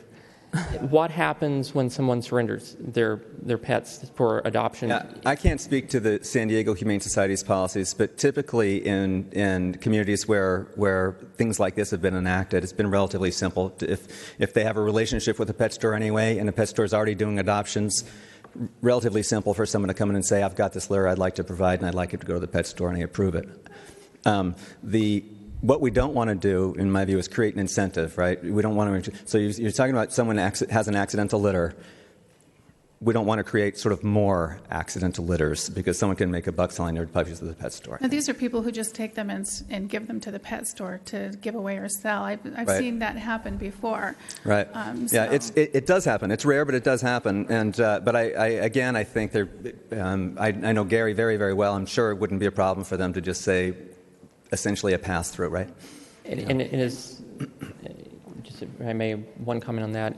The one concern about just giving them basically on consignment to a pet store is that they're not going to necessarily receive the veterinary care, their shots, spayed or neutered, that they would receive going through an animal organization. So yeah, and with the pass through, you get that, right? With the pass through, you get that. Well,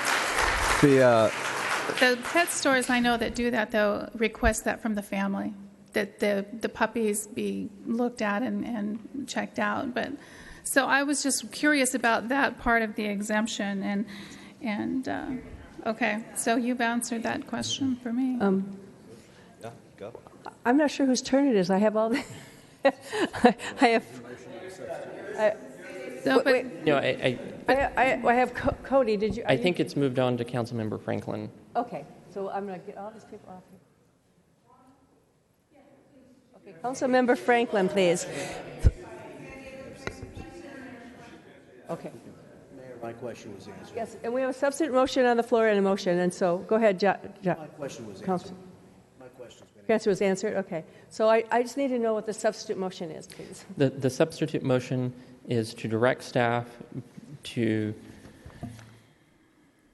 bring an ordinance prepared for adoption before the City Council at the next available future meeting date that is based on option 2 ordinance before you tonight, not containing an exemption for non-commercial breeders to sell in retail locations.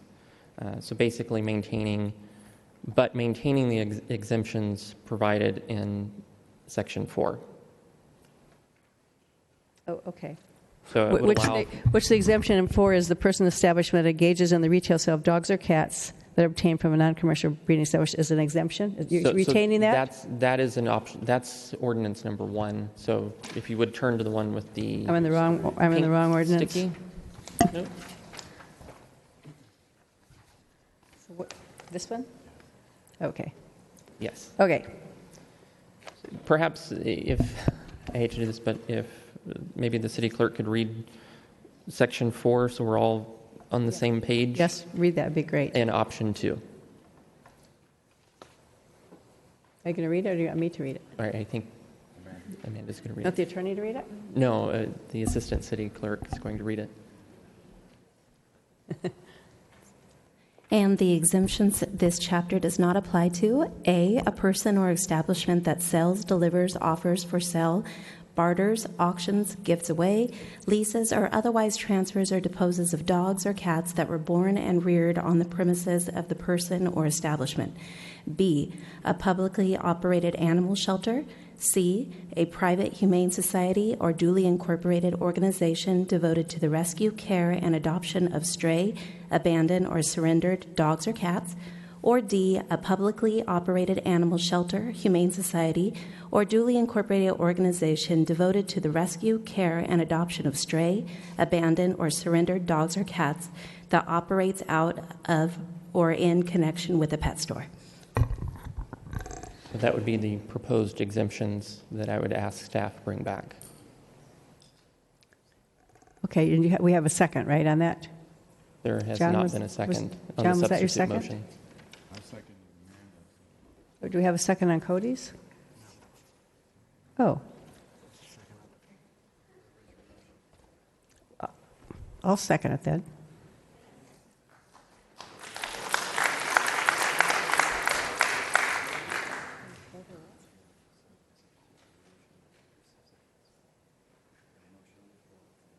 So do we need to vote on that one first?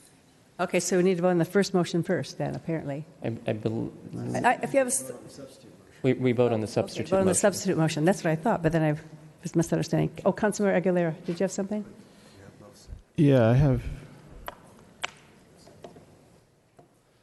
I just have a comment in that I believe the reason Councilwoman Rigby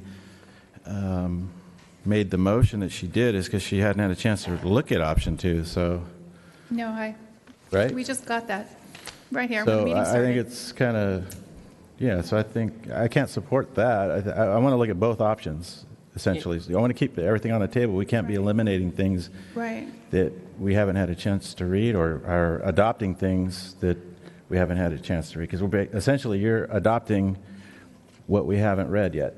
No, my motion is to direct an ordinance to be drafted that would contain those exemptions. So that would come back before the council. There's no approval of that tonight.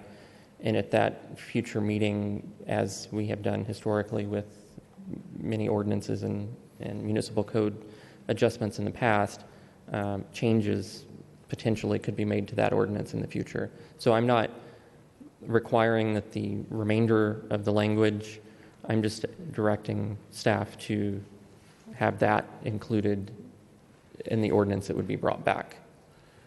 But I think Councilman Franklin had a concern about the exemption. If I can ask him.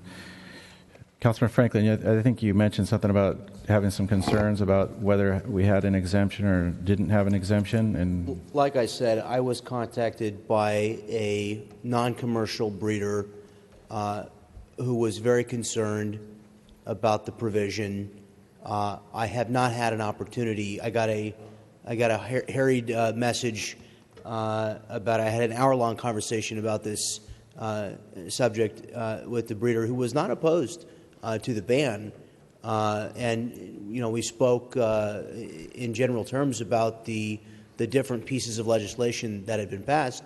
And today, with the introduction of the new option, I got a very concerned message. I have not had a chance to really understand from her point of view, and I understand that many of the speakers have indicated that reputable breeders do not sell.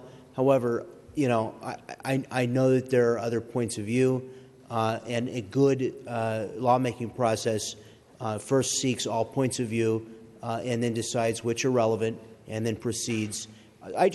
The only thing I'm asking for is we haven't, in bringing legislation forward from the council, and I'm going to offer something when we get to remarks. I'm going to introduce and the idea that we should have a 3-reading process. This has nothing to do with the merit of this issue. It's about the process we follow here to make sure that people's voices are heard and that we have a good product that does our constituency good service.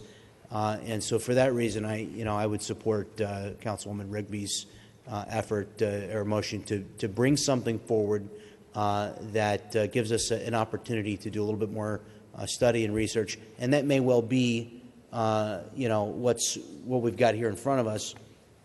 But then I think when it's brought back, I think we should have a further opportunity. Now that we have some options available to us, I think we should have this on the agenda again and have a further opportunity to discuss with. I think by that point we'll be educated and have a formed opinion on the differences between these options. I think we can have a discussion that would better serve the people of Vista. Okay, then either we have two motions, and so we have to vote on the first one. So we just want to withdraw it. Substitute motion. Yes, if I may clarify something for Councilman Aguilera regarding the motion, it's actually very similar to the original motion, with the caveat that at a minimum these exemptions are included in the ordinance that comes back. There's nothing that would prohibit staff from adding additional exemptions. How about just adding that to the original motion, and then it'll cover everything? I believe my That is original the motion original. was just to direct staff to bring back an ordinance for us to review. I didn't have any specifications for inclusion nor omission. So I was just adding a specification for inclusion. It's. Well, Okay, well, I'm then sure when it let's- comes back, we'll have plenty of time to. Deputy Mayor Aguilera. Well, it sounds to me like we're bickering, I'm- whether we know it or not, we're bickering between option 1 and option 2. Are we I'm not? fine with directing staff to bring an ordinance back after review with the city attorney's office, and maybe including in that just the sample ordinances from other cities for examination. So I think what we could do is have them bring back, like we have tonight, an option 1 and option 2 after we've had a chance to. I mean, like Councilman Franklin said, we very well may adopt option 2, but we don't know until we read it. And that's my motion. It's not precluding additional options from coming back. So. So we're good with my original motion. Then we're good with her original motion. Same, except for one option needs to include this. And that can be discussed at the next meeting when this is brought back. As long as it's Because included, we then can there's no include issue. things and we can Right. delete As long as things. that's one of the things to discuss, there's no issue. So So as long as it's included in an option, that's what I'm saying. And one of the options that's brought back. So then there's no let's issue. just withdraw my second. You draw your first, and we'll go with Amanda's, and we'll be sure that comes back. Yeah, that sounds good to me. Okay. Thank you. Is that okay over there? Yeah. Okay. So we're voting on the first motion now because the second has been withdrawn. Correct? Everybody? I withdraw my original motion. I believe the rules of order that we operate under seconds can't be withdrawn, but in this case, for continuity purposes, the original motion stands. Okay. Got it. Okay. Please cast your votes.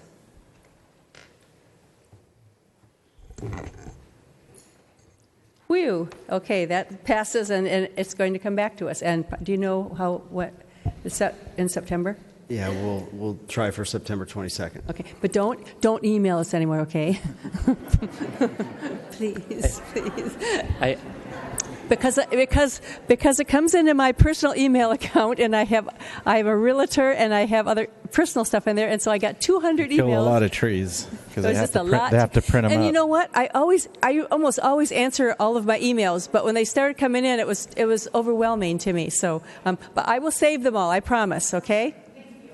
Okay. I do want to thank all of you for coming out tonight, and your passion on this issue is respected and admirable. So thank you all so much for your support on this issue. Do you want to take a 5-minute break while these guys leave? Okay. We're going to take a 5-minute recess. Phew. Oh, my gosh.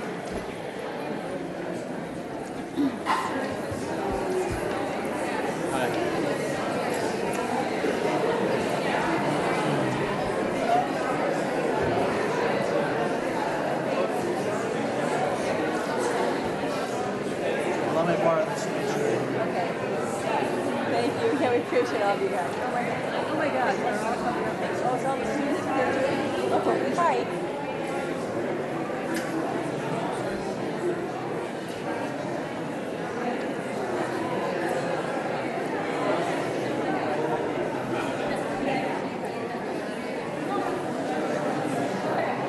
You guys need things signed?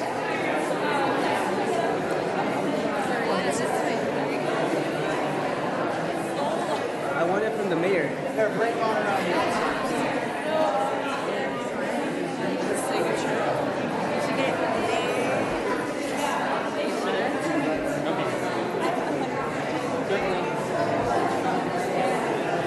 They can sign it. They have nothing. Yeah.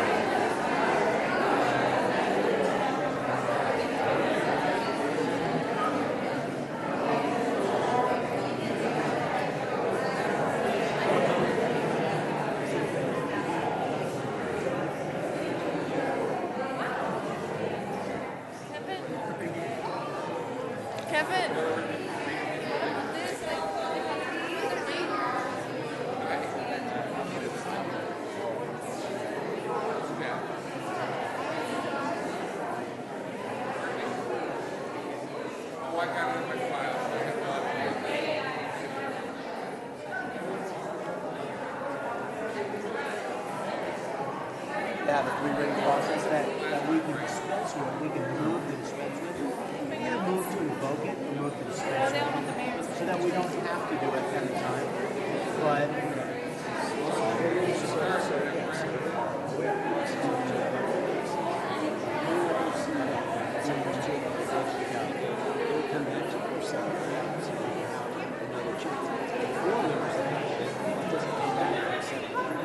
I didn't realize that. Yeah, I didn't think that Jonathan was going to say. I thought he was. Okay. So if three members adopt, so Jonathan was mistaken. According to Patrick, if three members vote to adopt, then it comes back for a second reading, and then it has to be again adopted formally. So it's by three members read again. for a second time, Yeah. and it's approved basically on the consent calendar. But then it can be pulled and changed or rehashed and brought back. If four members adopt, So until it it's goes approved through. again by a majority, Yes. it doesn't become law. Exactly, and then it Okay. takes 30 days after that. Four Okay. members adopt, it takes 30 days after that. What I would recommend, because I think Let's have Jonathan clarify himself. legislating from the dais is it can be. I mean, policy 204. Oh, it can be. It It's a can be good very thing we bad. didn't enact it that If night, it's not because done carefully, and if it's not done deliberatively, it can be a bad thing. And I think.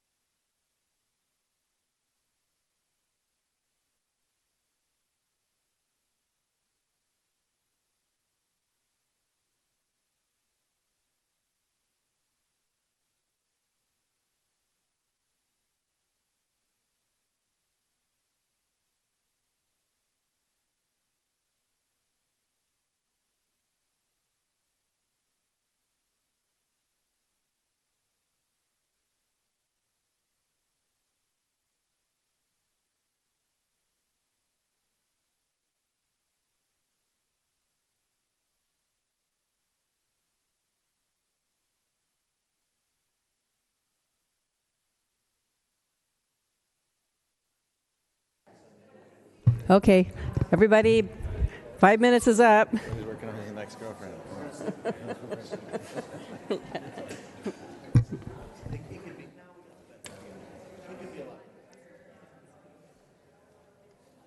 I need to save all those emails? I don't need to save all those emails, do I? Huh? I don't need to save all those, do I? You shouldn't have said that, though. Jeez, I don't want to tour everywhere. The same, they say the same thing over again? Over and over. And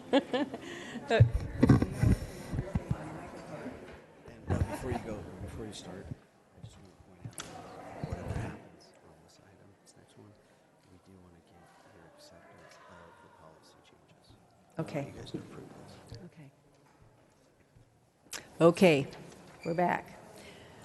So the next item, or the next discussion item, hopefully won't take, what time is it, 7:30? Hopefully it won't take 2 or 3 hours, is the City Council Policy 200-02, Policy on Recognition Protocol. So our Assistant City Manager, Ali Zimmerman, will give us a little report. Thank you, Mayor. Good evening, City Council. City Council Policy 200-2 delineates the different forms of recognition that are available to the Mayor and City Council. The most prominent is the issue of a City Council proclamation, which is generally done to acknowledge a person or business milestone or issue of community or regional importance. The policy in its current form has been in place for 13 years, and at this time, staff recommends updating the policy to reflect some current practices, and those minor updates are identified in Exhibit 2 of your agenda report in the red line copy. In addition, we are seeking potential direction from the City Council regarding how proclamations and letters of appreciation are issued, because requests for these items often come in at the last minute. For the last 10 plus years, the staff practice has been to obtain the signatures from the Mayor and City Council on blank forms, and then we populate those forms with the language related to the subject of the request at a later time. However, based on feedback from the City Council about some of the proclamations that have been recently issued, we decided to bring this before you to have you either confirm the current practice or give us direction on how proclamations should be issued going forward. Each year, the City Council issues approximately 90 to 100 proclamations and letters of appreciation. Exhibit 3 includes the list of calendar year 2014 procs and letters of appreciation. It identifies the honorees and the subject matter, and if you took a chance or took a minute to review it, you'll note that the vast majority are ceremonial acknowledgments of a personal milestone, such as the attainment of an Eagle Scout designation. However, over the past year, there has been some feedback that some of the proclamations have not been acceptable to individual council members. Therefore, we are looking for direction on the current process. Some possible options were included in the agenda report, and I can go into further detail on one or more of those options if the City Council wishes to discuss them. But our goal tonight is to ensure that our procedure for issuing both proclamations and letters of appreciation is in line with the City Council's desire. And if the City Council prefers to maintain the status quo, what we would request is using the calendar year 2014 list as a general guide. If the City Council could identify those topics, if any, that in the future you would prefer to see the language prior to signing on to the proclamation, we'd ask you to identify those for us so we can make sure that those are not printed on the pre-signed forms. And this concludes my presentation, and I'm available to answer questions. Councilor Franklin, did you push your button? Is that from last time? No, I would like to speak. Okay. I'm one of the council members that's groused about this, and I'd simply like to suggest that we utilize the proclamations that are pre-signed only for personal achievements, retirement of a staff member, Boy Scout, Eagle, 50th anniversary of a Toastmasters, that's fine. As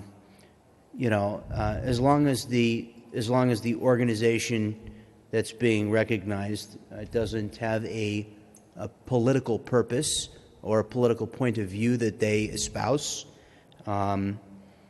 My concern is that there are political points of view being espoused with proclamations, and I believe that we should err a mile on the side of using a resolution to make any statement of political belief or policy rather than, or political philosophy for that matter, rather than a proclamation.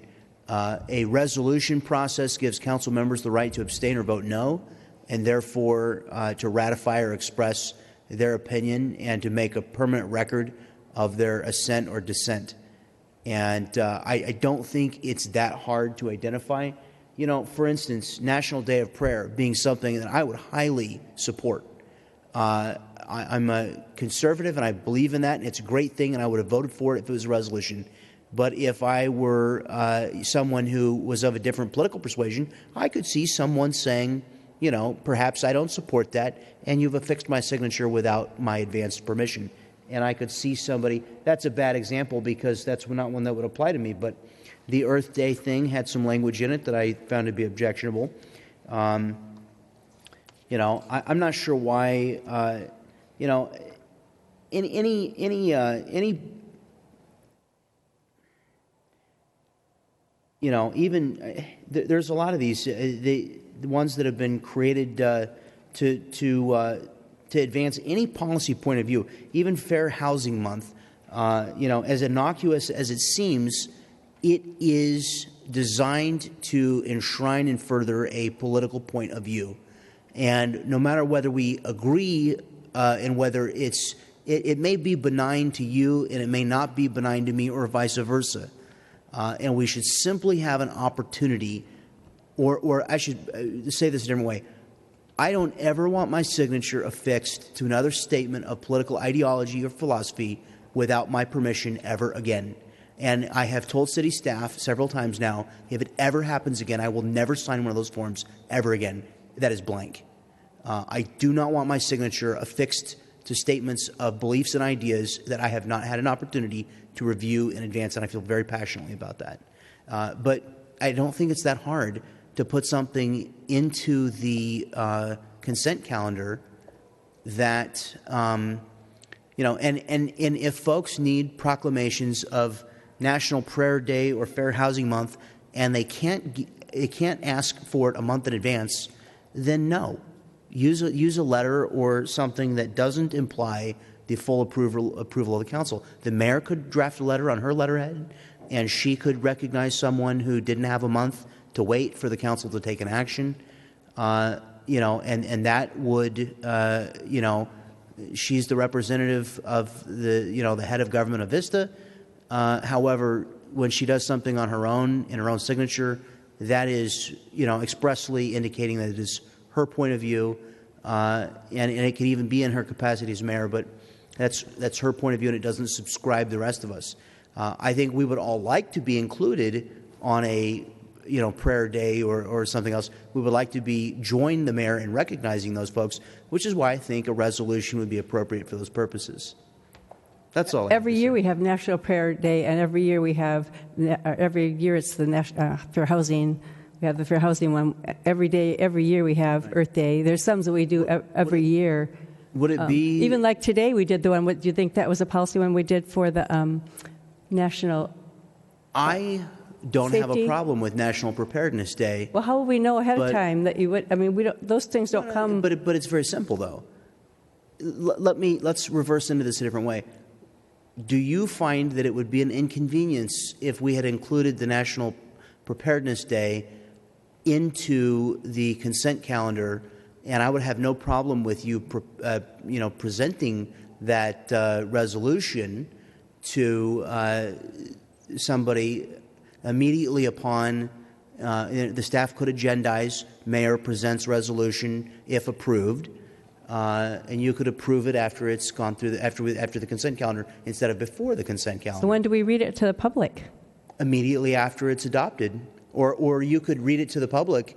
You could formally present it to the council for their ratification, and you could say, "I'd like to read this resolution." And you could instead of just approving. It would be embarrassing for you to turn it down, wouldn't it? Well, but I'm not. Talking or wouldn't about, it? But I'm not. No, but I'm not talking about for every. I'm not talking about for every American Legion of Award of Heroism. I know what you're talking about. You could continue to use proclamations for those. I'm saying there are about a dozen on here that have got some kind of a policy point of view that for that dozen they could be made a resolution, and it simply be a reordering instead of you could include it you could include it as a separate item, like a discussion item instead of consent. You make it a discussion item, and Mayor, at that time you could read and offer to the council for their approval. And the council could then vote to adopt. We could sign it right here on the dais, and you could walk down and hand it, and we could take a moment while you present it to whoever's here to receive it. I mean, we're talking 12 times throughout the course of the year. No, you're not. You're talking. Sometimes we have 4 of them on one time. Well, then how about presenting those proclamations, if we want to continue these proclamations, how about presenting those proclamations to us on the dais without our signatures affixed, so that, if we embrace the goals. So 3 of us signed it and the fourth one doesn't? Doesn't that look kind of strange? Well, if we all embrace the goals of National Preparedness Day, for example. What if you didn't? What if only 4 of us did? But I mean, but just for a second, put yourself in my shoes.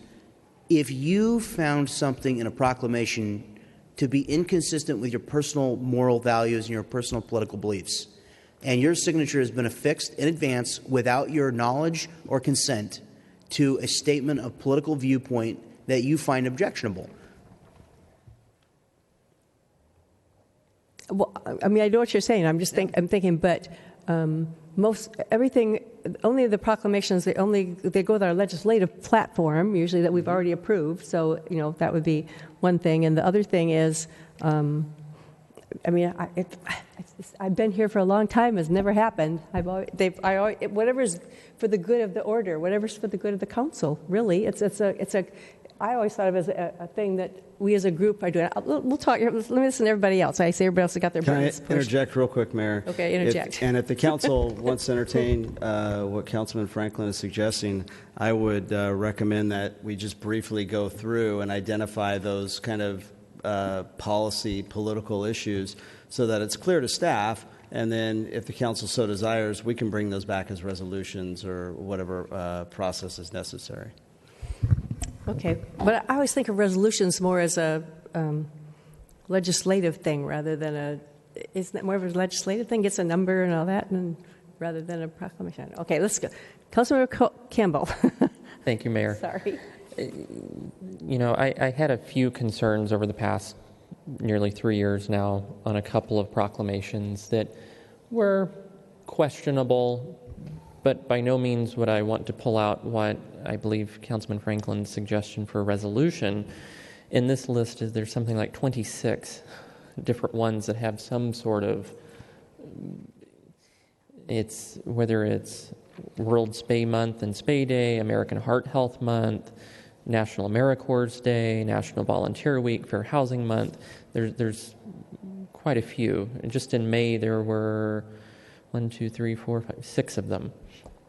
That's going to be a little cumbersome, I think, from a perspective of staff to draft these. In some cases, especially over the summer months when we're off for 7 weeks without a meeting, you're going to ask someone to request a proclamation for their event 3 months in advance, 2 months in advance, which they're not even at that stage yet. Over 2 months in advance. You're looking at 2.5 months if they have an event that falls sometime in late July. So maybe the suggestion would be somewhere in the middle, which is let's not pre-sign blank forms for proclamations that are used for somewhat potentially political, if you find National Volunteer Week objectionable. And if you don't want to sign it, your name's not on it. But there's no reason to bring that for a vote for those type of issues, in my opinion, before the council. It's here available for signature if certain members of the council wish to remove their signature from the blank forms used for that purpose, as be more of an administrative policy than a vote on 26 more items a year. So we have some that have this one minus this name, and some that have this one minus this name, and if that's that council person's desire not to sign it, well, I know, but I guess that would be the case. It would look odd. Do a bunch of them ahead of time, and so it's going to be hard to, so we'll have to have some without John's name and some without that. Well, I think there would be some that should continue the current process for those personal proclamations for the recognition of Boy Scouts and other certain awards like the Mayor's Excellence of Service Award, City Manager's Award. Those should be pre-signed. But I think a resolution is really the strongest statement that the council can make, and I'm not sure we need to make a resolution for every single one of those. That really should continue as a proclamation.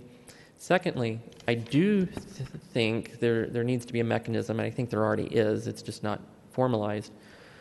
If you, on page 2 of 9, policy, or the items 3 and 4, provide a mechanism for all city council members to issue individual proclamations and modify the policy so that certain proclamations are issued by the entire council and some by the mayor only.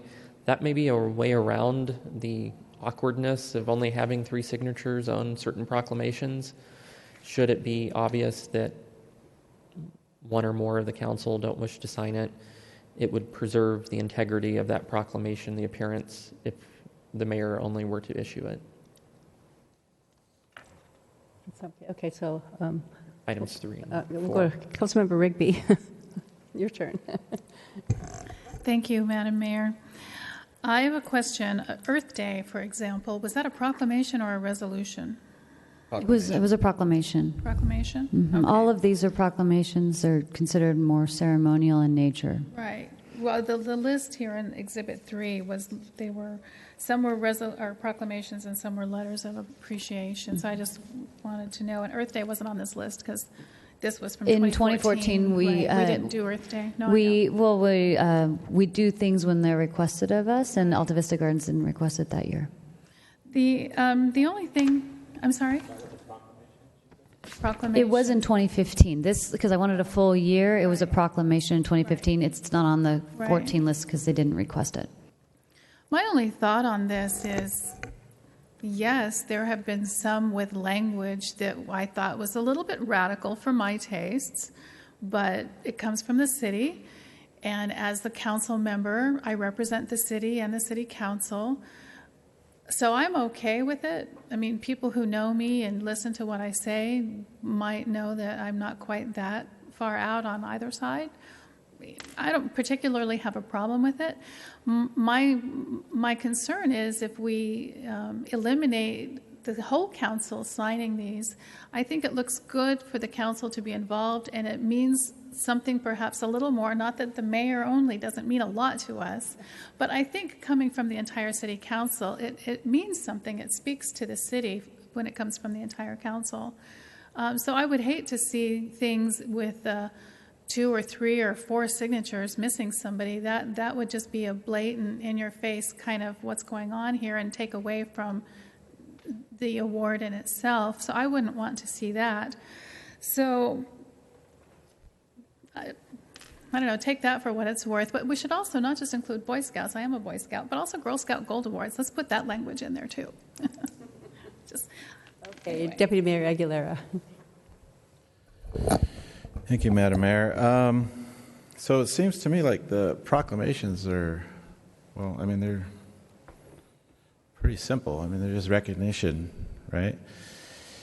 They're meant to be ceremonial recognition because of the way the process works. Typically, the requesting party or organization provides the draft language, and that's why sometimes you may see something that bends towards one group or another, or one affiliation or another, is because we're not creating them. They are coming, the requester typically has standard language from their national or state or local organization, and that's what we include. But generally, yes, in terms of the concept and bestowing a day or a week or a month, that's ceremonial in nature to indicate the city council's awareness of the issue. But is there any kind of editing that goes on? I mean, because it sounds like you just accept. Are we accepting No. just anybody that calls up and says, "I want a proclamation"? No, like there is fifth that grader we just do. graduated. No, it is vetted a little bit more than that. And as you can see from the recognition protocol policy, the mayor could send a letter. We have more informal letters that will, she gets mail all the time from people, and we will draft a congratulatory letter. The letter of appreciation is something that we also have done because it's, bestowing a day, it lends a certain type of ceremonial, but importance. So, no, there are different views. And when language is provided, we check it for grammar and content and stuff like that, but we don't look at it from a political standpoint in either direction.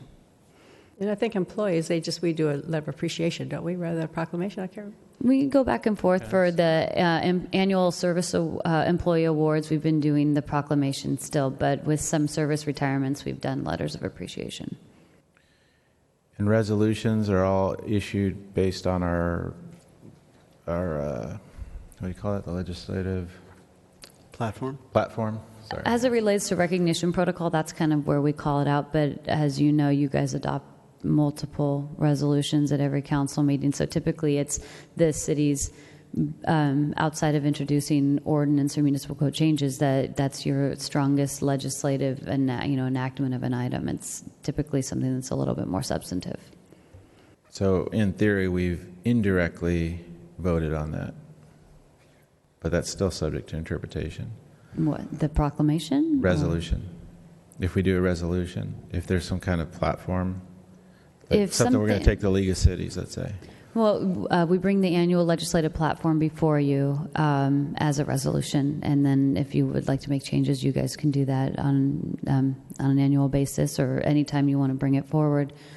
I think that might be something else that when this protocol was originally established, we may not have been doing a regular legislative platform, so you would have seen that language listed as when a resolution is used, because it would have had more substance if you were taking a specific bill position via resolution.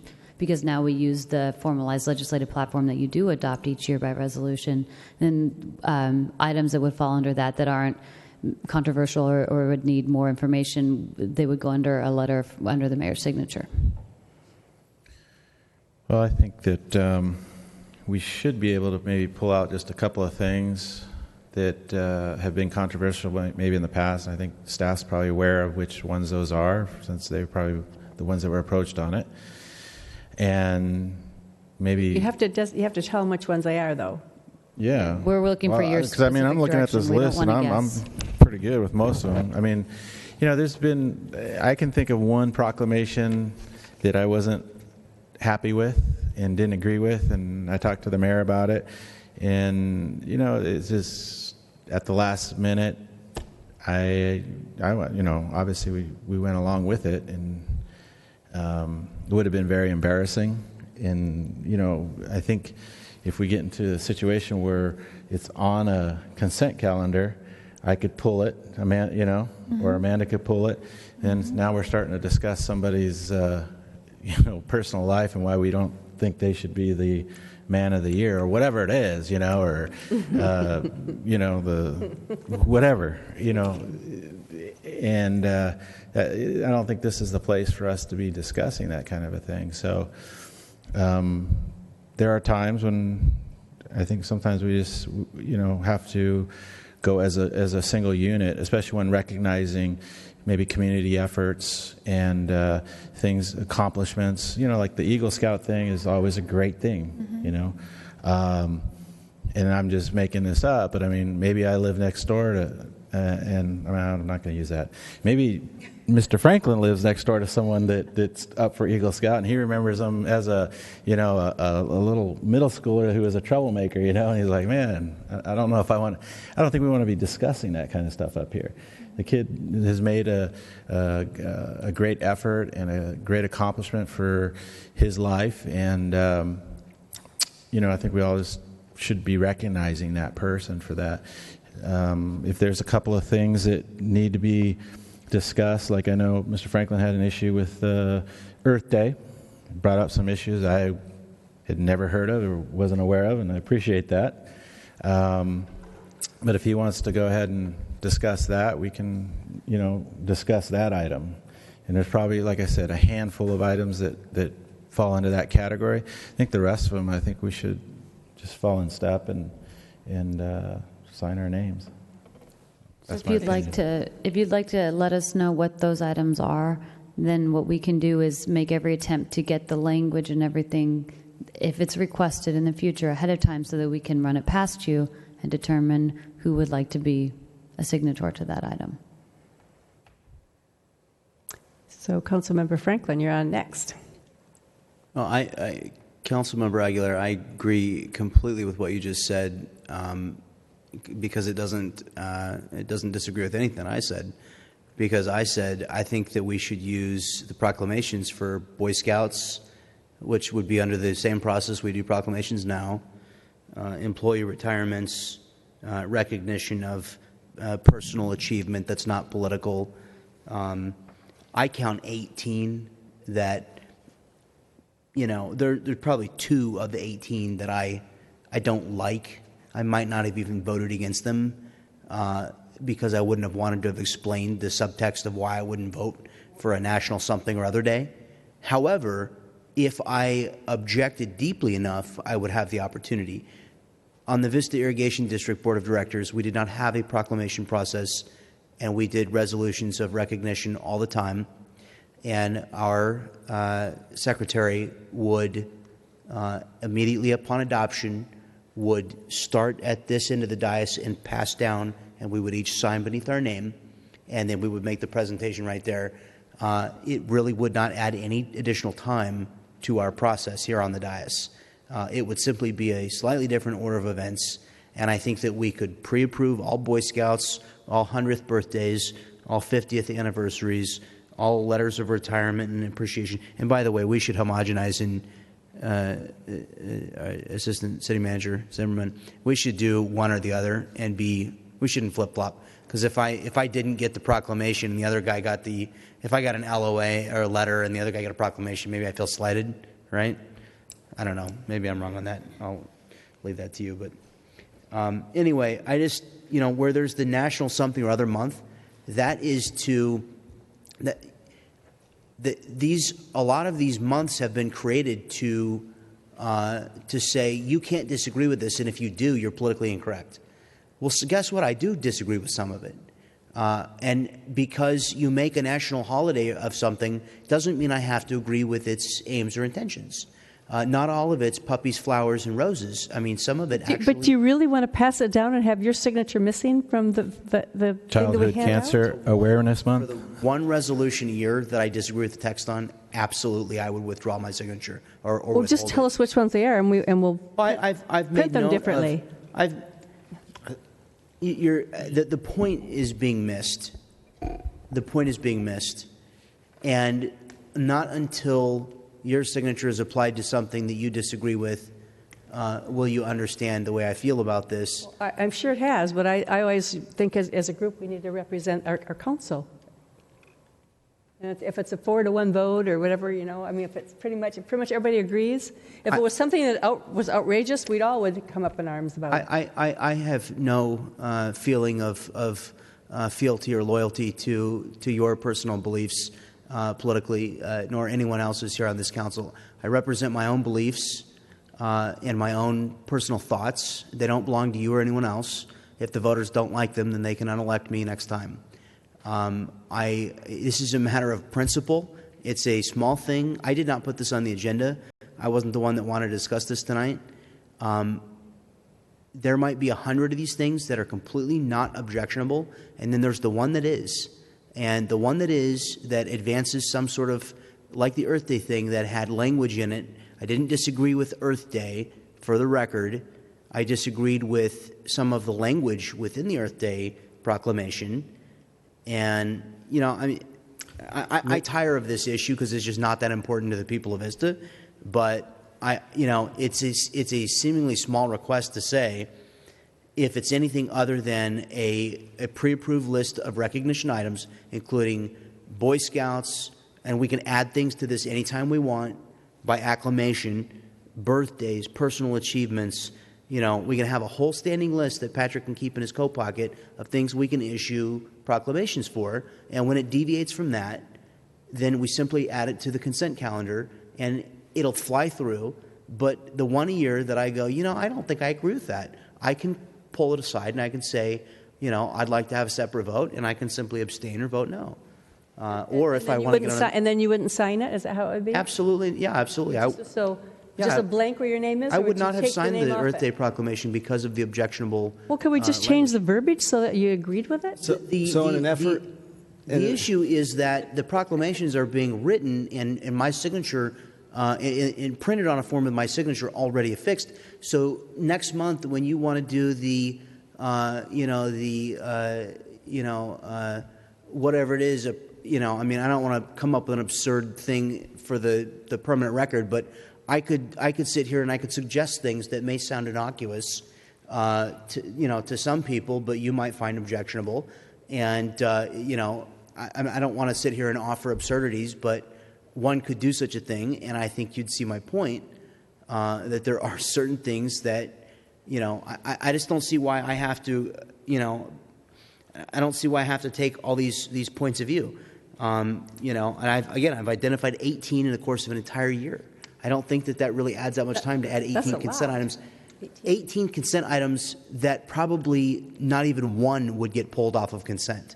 And why are you doing that? If I might interject. Because I don't want, am I repeating myself? Because I do not want my signature affixed to have statements of political ideology without my prior knowledge and consent. City Manager If Johnson. I could interject, is to not prolong this any longer. And I did put this on the agenda. I so move I that we. Wait. But would you entertain, how about if council members have an objection to any specific item, then direct your comments to me, and we'll either look at it together and review it, or leave your name off of that individual proclamation, which wouldn't be announced to everybody in the world. We'll just leave it at that. And it comes in your agenda, in the front of your agenda, it's there. I move that we adopt the staff's proposed changes, and I reserve the right to annoy you with my thoughts and remarks on this if I'm displeased in the future.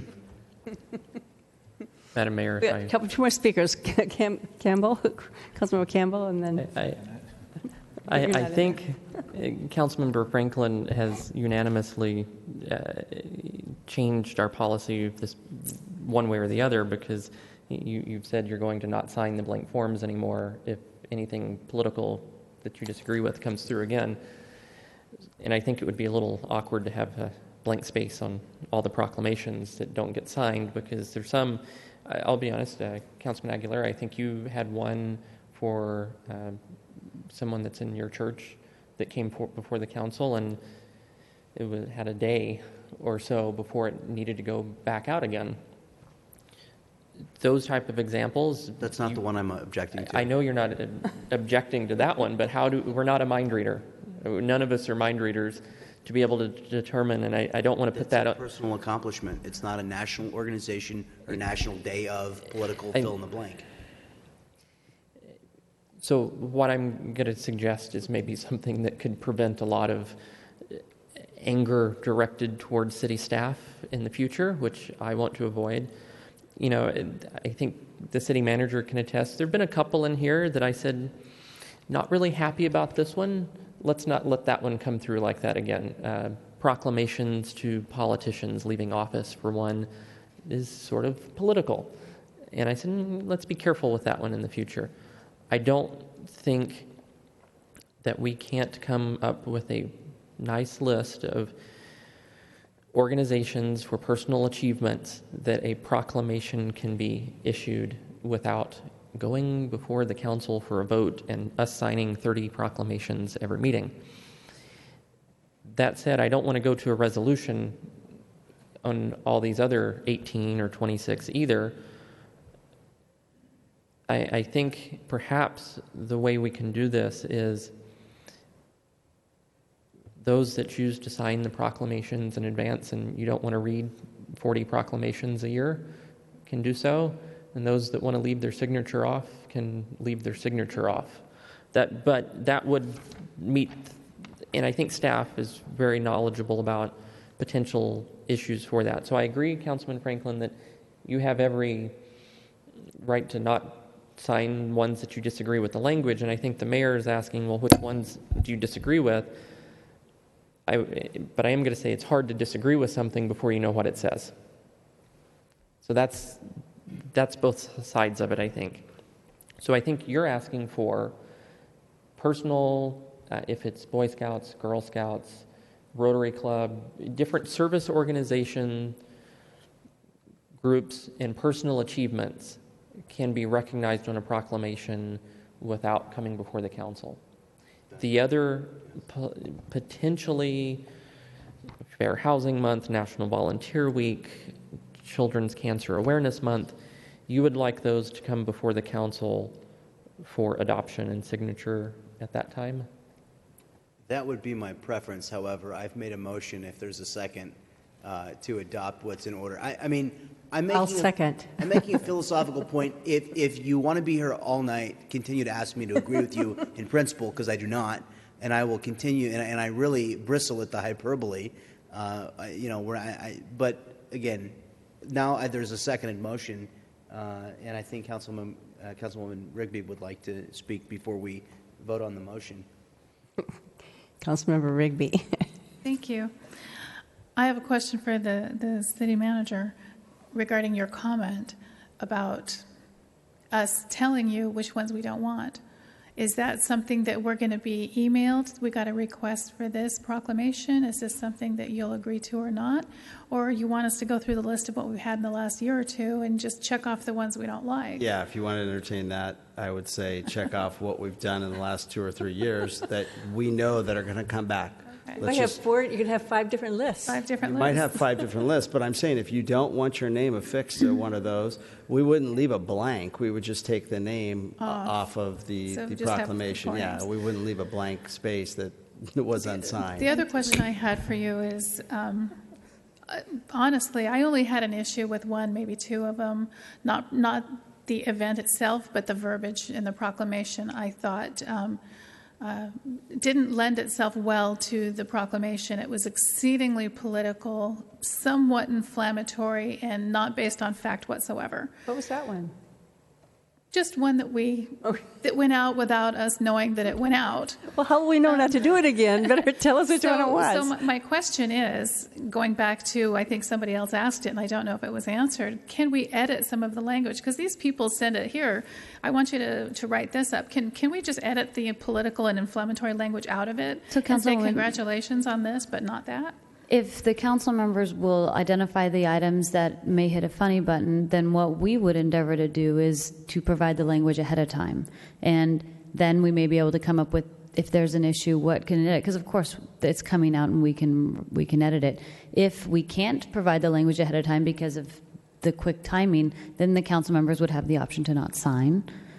Even if they saw the language, they would have the option to not sign. But if we knew ahead of time which ones to be aware of, that would help us going forward. Obviously, we can't read them all or know all of them, but then we know what to be looking for and to what to have a higher sensitivity to. Okay. Well, I'm pretty sure that a higher sensitivity to the exceedingly inflammatory political language would be one thing.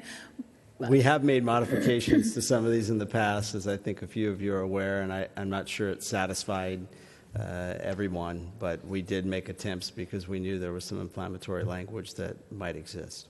We knew this would take longer than the puppies. The only 20 more minutes. The only other comment is I understand that Councilman Campbell might not have appreciated the proclamation to Senator Weiland, but he was the state senator that represented our city and our people, and it's kind of tradition, and no matter which side of the aisle you come down on, it was nice to thank him for his service to our city and to our community. And I think you would appreciate that if it was somebody from the other side of the aisle. So I'm just saying, I think it was a nice thing to do. What was the motion? Can we have the city clerk read back the motion? Staff recommendation, I think. Councilmember Campbell, I support your right to be in poor taste anytime that you like. I'm not saying that you are in poor taste. I'm just saying I was actually... if it's taken that way, I support your right, because I'd like to reserve my right to be in poor taste. Councilman Aguilera, I believe. Well, I kind of want to reiterate what Councilwoman Rigby said, and that whether you like a particular person one way or the other, whether you agree with their political views or not, I think what we are recognizing in that particular case was an accomplishment, someone who served our area, our city, and that's really what I'm going to go ahead and support staff's recommendation. But I think we need to get away from the politics of all this, because we're in the city of Vista. We're here representing people that live in Vista, and proclamations in particular are just to recognize accomplishments. Doesn't necessarily mean that you agree with those people's political views or not. If they gave 40 years to the community, or they lived 100 years or 101 years, those are things that I think anybody in the city of Vista is going to go ahead and say, hey, that's a great accomplishment. If somebody from a completely different faith from your own has been serving the community for 30 or 40 years or 20 years, whatever that is, I think you have to recognize that there's probably 500 people that believe that was a contribution to the city at a minimum, and that's all we're doing is just recognizing people for their accomplishments. I do agree that if we're trying to sign off on something that has an actual political view, then we probably need to review that. So I'm going to go ahead and support staff's recommendation. I think Councilman Cody wants to have the final word on this. I just want to address the remark on that one proclamation. As you're aware, I'm sensitive to the city issuing proclamations on anybody that's political, and when I presented a letter of appreciation or recognition to the Speaker of the Assembly instead of requesting a proclamation, because I believe item 2, formal letters of appreciation, instead of declaring a day for an individual who's primarily served the community in a political capacity, is more appropriate than declaring a day for an individual who served politically. That's what I think the formal letters of appreciation or recognition should be used for. And I think the proclamation's a little bit stronger of a statement declaring an actual day for a person or an organization. So, but with that, So I support. we've gotten, the Senate has given proclamations to, I mean, I've gotten some from them, and, so, I mean, they give them out too. So. Right. They're a lot of those, and that's where this, I think, Councilmember Franklin was mentioning, there is a difference between a proclamation and a resolution on a lot of occasions in terms of the Assembly and the Senate. Of course, they do things that we would be here all day, 5 days a week, if we adopted all of their protocols, which I don't think we should do by any stretch of the imagination. But you can issue a formal letter of appreciation. You can issue a formal letter of appreciation. The council can sign those as a whole. Proclamations are something a little bit more impactful and beneficial, I think is the key word to the city. And resolutions are the highest form of that recognition. But with that, I'd like to close debate and vote on the motion on the floor. So, please cast your votes.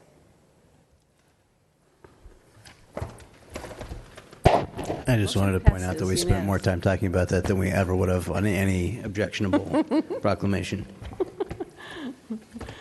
Okay, so with that, where are we? I've lost my agenda somewhere here. I think it's comments. Comment time, so oral communications, please. It's oral communications? Oh, it's oral communications. Okay. So with that, we have two oral communications. First one is Renee Glotzbaugh. You waited a long time, Renee. Thank you, Mayor, City Council members. As we all know, that the Department of Motor Vehicles so states it's a privilege to drive a car. And with this privilege, we know that we are to be good motorists. When we put the keys to the ignition, we are to be alcohol-free, no prescription drugs, and we don't text. I'm sorry to say this happened in Vista, tragically. I'm glad, though, that nobody died. A young 19-year-old was charged with driving under the influence causing injury and driving under the influence causing injury with a blood alcohol level greater AB 0.08 BAC. August the 9th, 2015 at about 12:11 a.m. Vista traffic deputies were dispatched to a two-vehicle head-on crash collision at the intersection of Vista Village Drive and North Santa Fe Avenue in the city of Vista. The driver of a Ford Festive traveling southbound Vista Village Drive failed to stop for a red traffic signal and collided with a Nissan Maxima turning left onto North Santa Fe Avenue. The driver of the Ford Festive lost consciousness and was subsequently transported to Palomar Medical Center for evaluation and treatment for her non-life-threatening injuries. The driver, a 41-year-old male, and a passenger, a 35-year-old female, in the Nissan Maxima were transported to Palomar Medical Center for evaluation and treatment of their injuries. Alcohol appears to be a factor in the collision. The investigation is ongoing and will be handled by Deputy Werner of the Vista Traffic Unit. Okay, crashes in Highway 78 from July to August 25th. There were 39 injuries in those crashes. 2 people died with the DUI. And the DUIs, there were 10 DUI crashes and 62 driving motorists with alcohol. Bottom line is, as Vista grows in education, in business, and safety. Thank you. And family together. Thank you. Thank you, and thank you for waiting. Sarah Spanks? Thank you for waiting, Sarah, too. You guys got a long night. Hi, everyone. I'm going to keep this really short. I am a public arts commissioner, and I'm also on the subcommittee for the Alley Arts Festival that's coming up September 5th, and I'd love to see you all there. I'll be painting a mural on the side of Crozier's Flowers, and the mural consists of a Day of the Dead cat. Our theme and mascot for the festival is an alley cat. We'll also be unveiling a sculpture that... Well, it's going in this Friday, but we'll be unveiling it at the end of a parade. We're hoping to have a lot of family fun at this event. The old shoe repair business is going to be turned into an art box where we're inviting the public to just paint and have fun with us. There'll be an artist market and music, and I'm very excited about it and hope to see you all there. Thank you. Thank you. With that, I will do my quick announcements here. And then I'll open it to the council. Shrek. If nobody is out there, if you haven't seen Shrek, it's amazing. That's one of my favorite shows. It closes this Saturday night at the Moonlight. Tickets are still available for the last 4 shows. And then our final summer production, which is Big Fish, opens on September 9th. So check online at moonlightstage.com for details on both productions. Registration has begun for Vista's Recreation's early childhood education classes. The Smart Start and Ready, Set, Learn classes. Smart Start, Ready, Set, Learn classes incorporate fun into learning for ages 12 months and up. Learn more at thecityofvista.com. The Let's Put Vista on the Map free workshop for small businesses is on Tuesday, September 1st. That's next Tuesday in the Civic Center Community Room. And you can register for that online at cityofvista.com. And there's 2 of those. One is in the morning, I think, at 9, and one is in the afternoon. There's 2 of those classes. The next event in the library's first Sunday concert series is on September 6th at the library and features a free piano concert beginning at 1:30. So check the library's online calendar at sdcl.org. And those are my announcements. And I'll just do one other thing. Today I attended we have our mayor's meeting, which is the Innovate 78. And so today we included all the superintendent of schools and also a member of the Board of the Board of Education. And so it was kind of an interesting meeting. We're looking at, because every time we go out and talk to businesses in our corridor, they always mention education. And so education is a huge thing to get them into the jobs that the businesses require. So we're trying to work.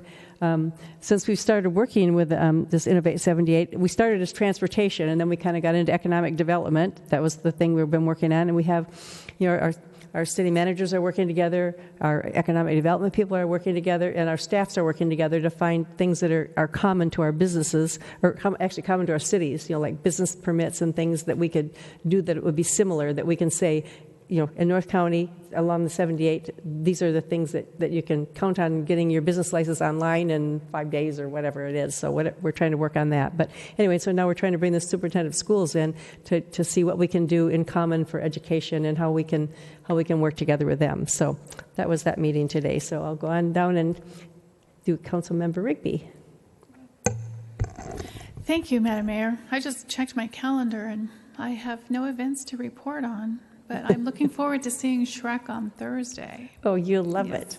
That's what I've been told. I'm looking forward to it. Thank I've you. I've seen it 3 times, but I'm wait to go again. Councilmember Franklin. I'm off my soapbox. Nothing else. Okay. Councilmember Campbell. Under reports from members of other governing bodies, I'd like to report that I've spoken to the city manager about placing on the September 22nd agenda discussion item for the council to be brought up to date on the organics recycling law that impacts the city from the state. I believe you all received information previously from the city manager regarding meetings that staff, myself, and EDCO, our franchise waste hauler have had regarding that topic. So that's going to be on the agenda for the council to be brought up to speed on the requirements for our local jurisdiction. Deputy Mayor Aguilera. No remarks. Nothing. City Manager Patrick Johnson. Thank you, Mayor. I just wanted to remind everybody that city offices in the Vista Library will be closed on Monday, September 2nd, in observance of Labor Day, and trash will be delayed that week for residents. There will not be a meeting. Monday, September 2nd isn't Labor Day. September 7th. I'm Oh, sorry. 7th. Oh, I thought you said the 2nd. No, I I'm was sorry. like, oh. September 7th, Monday. Okay. And there will be no city council meeting on September 8th. So next meeting will be on the 22nd. And one thing is the county's got a program for seniors and those with disabilities. It's called the Cool Zone program, and there's over 115 within the city, within the county, excuse me. And the Vista Library in the city and the Senior Center are two of those locations. So during extreme heat, seniors and those with disabilities can go to those areas and be in an air-conditioned room away from the heat, even during the flex alerts. So I want to make sure everybody knows that. I think our library is one of those places. Yep, the Is there library and the Senior Center. And Senior Center, okay. Yep. That's it. Our Assistant City Attorney, Jonathan Stone. Nothing to report, Mayor. And our Assistant City Clerk. No remarks. Amanda? Okay, thanks. Okay, with that, if nothing else for the order, we are adjourned.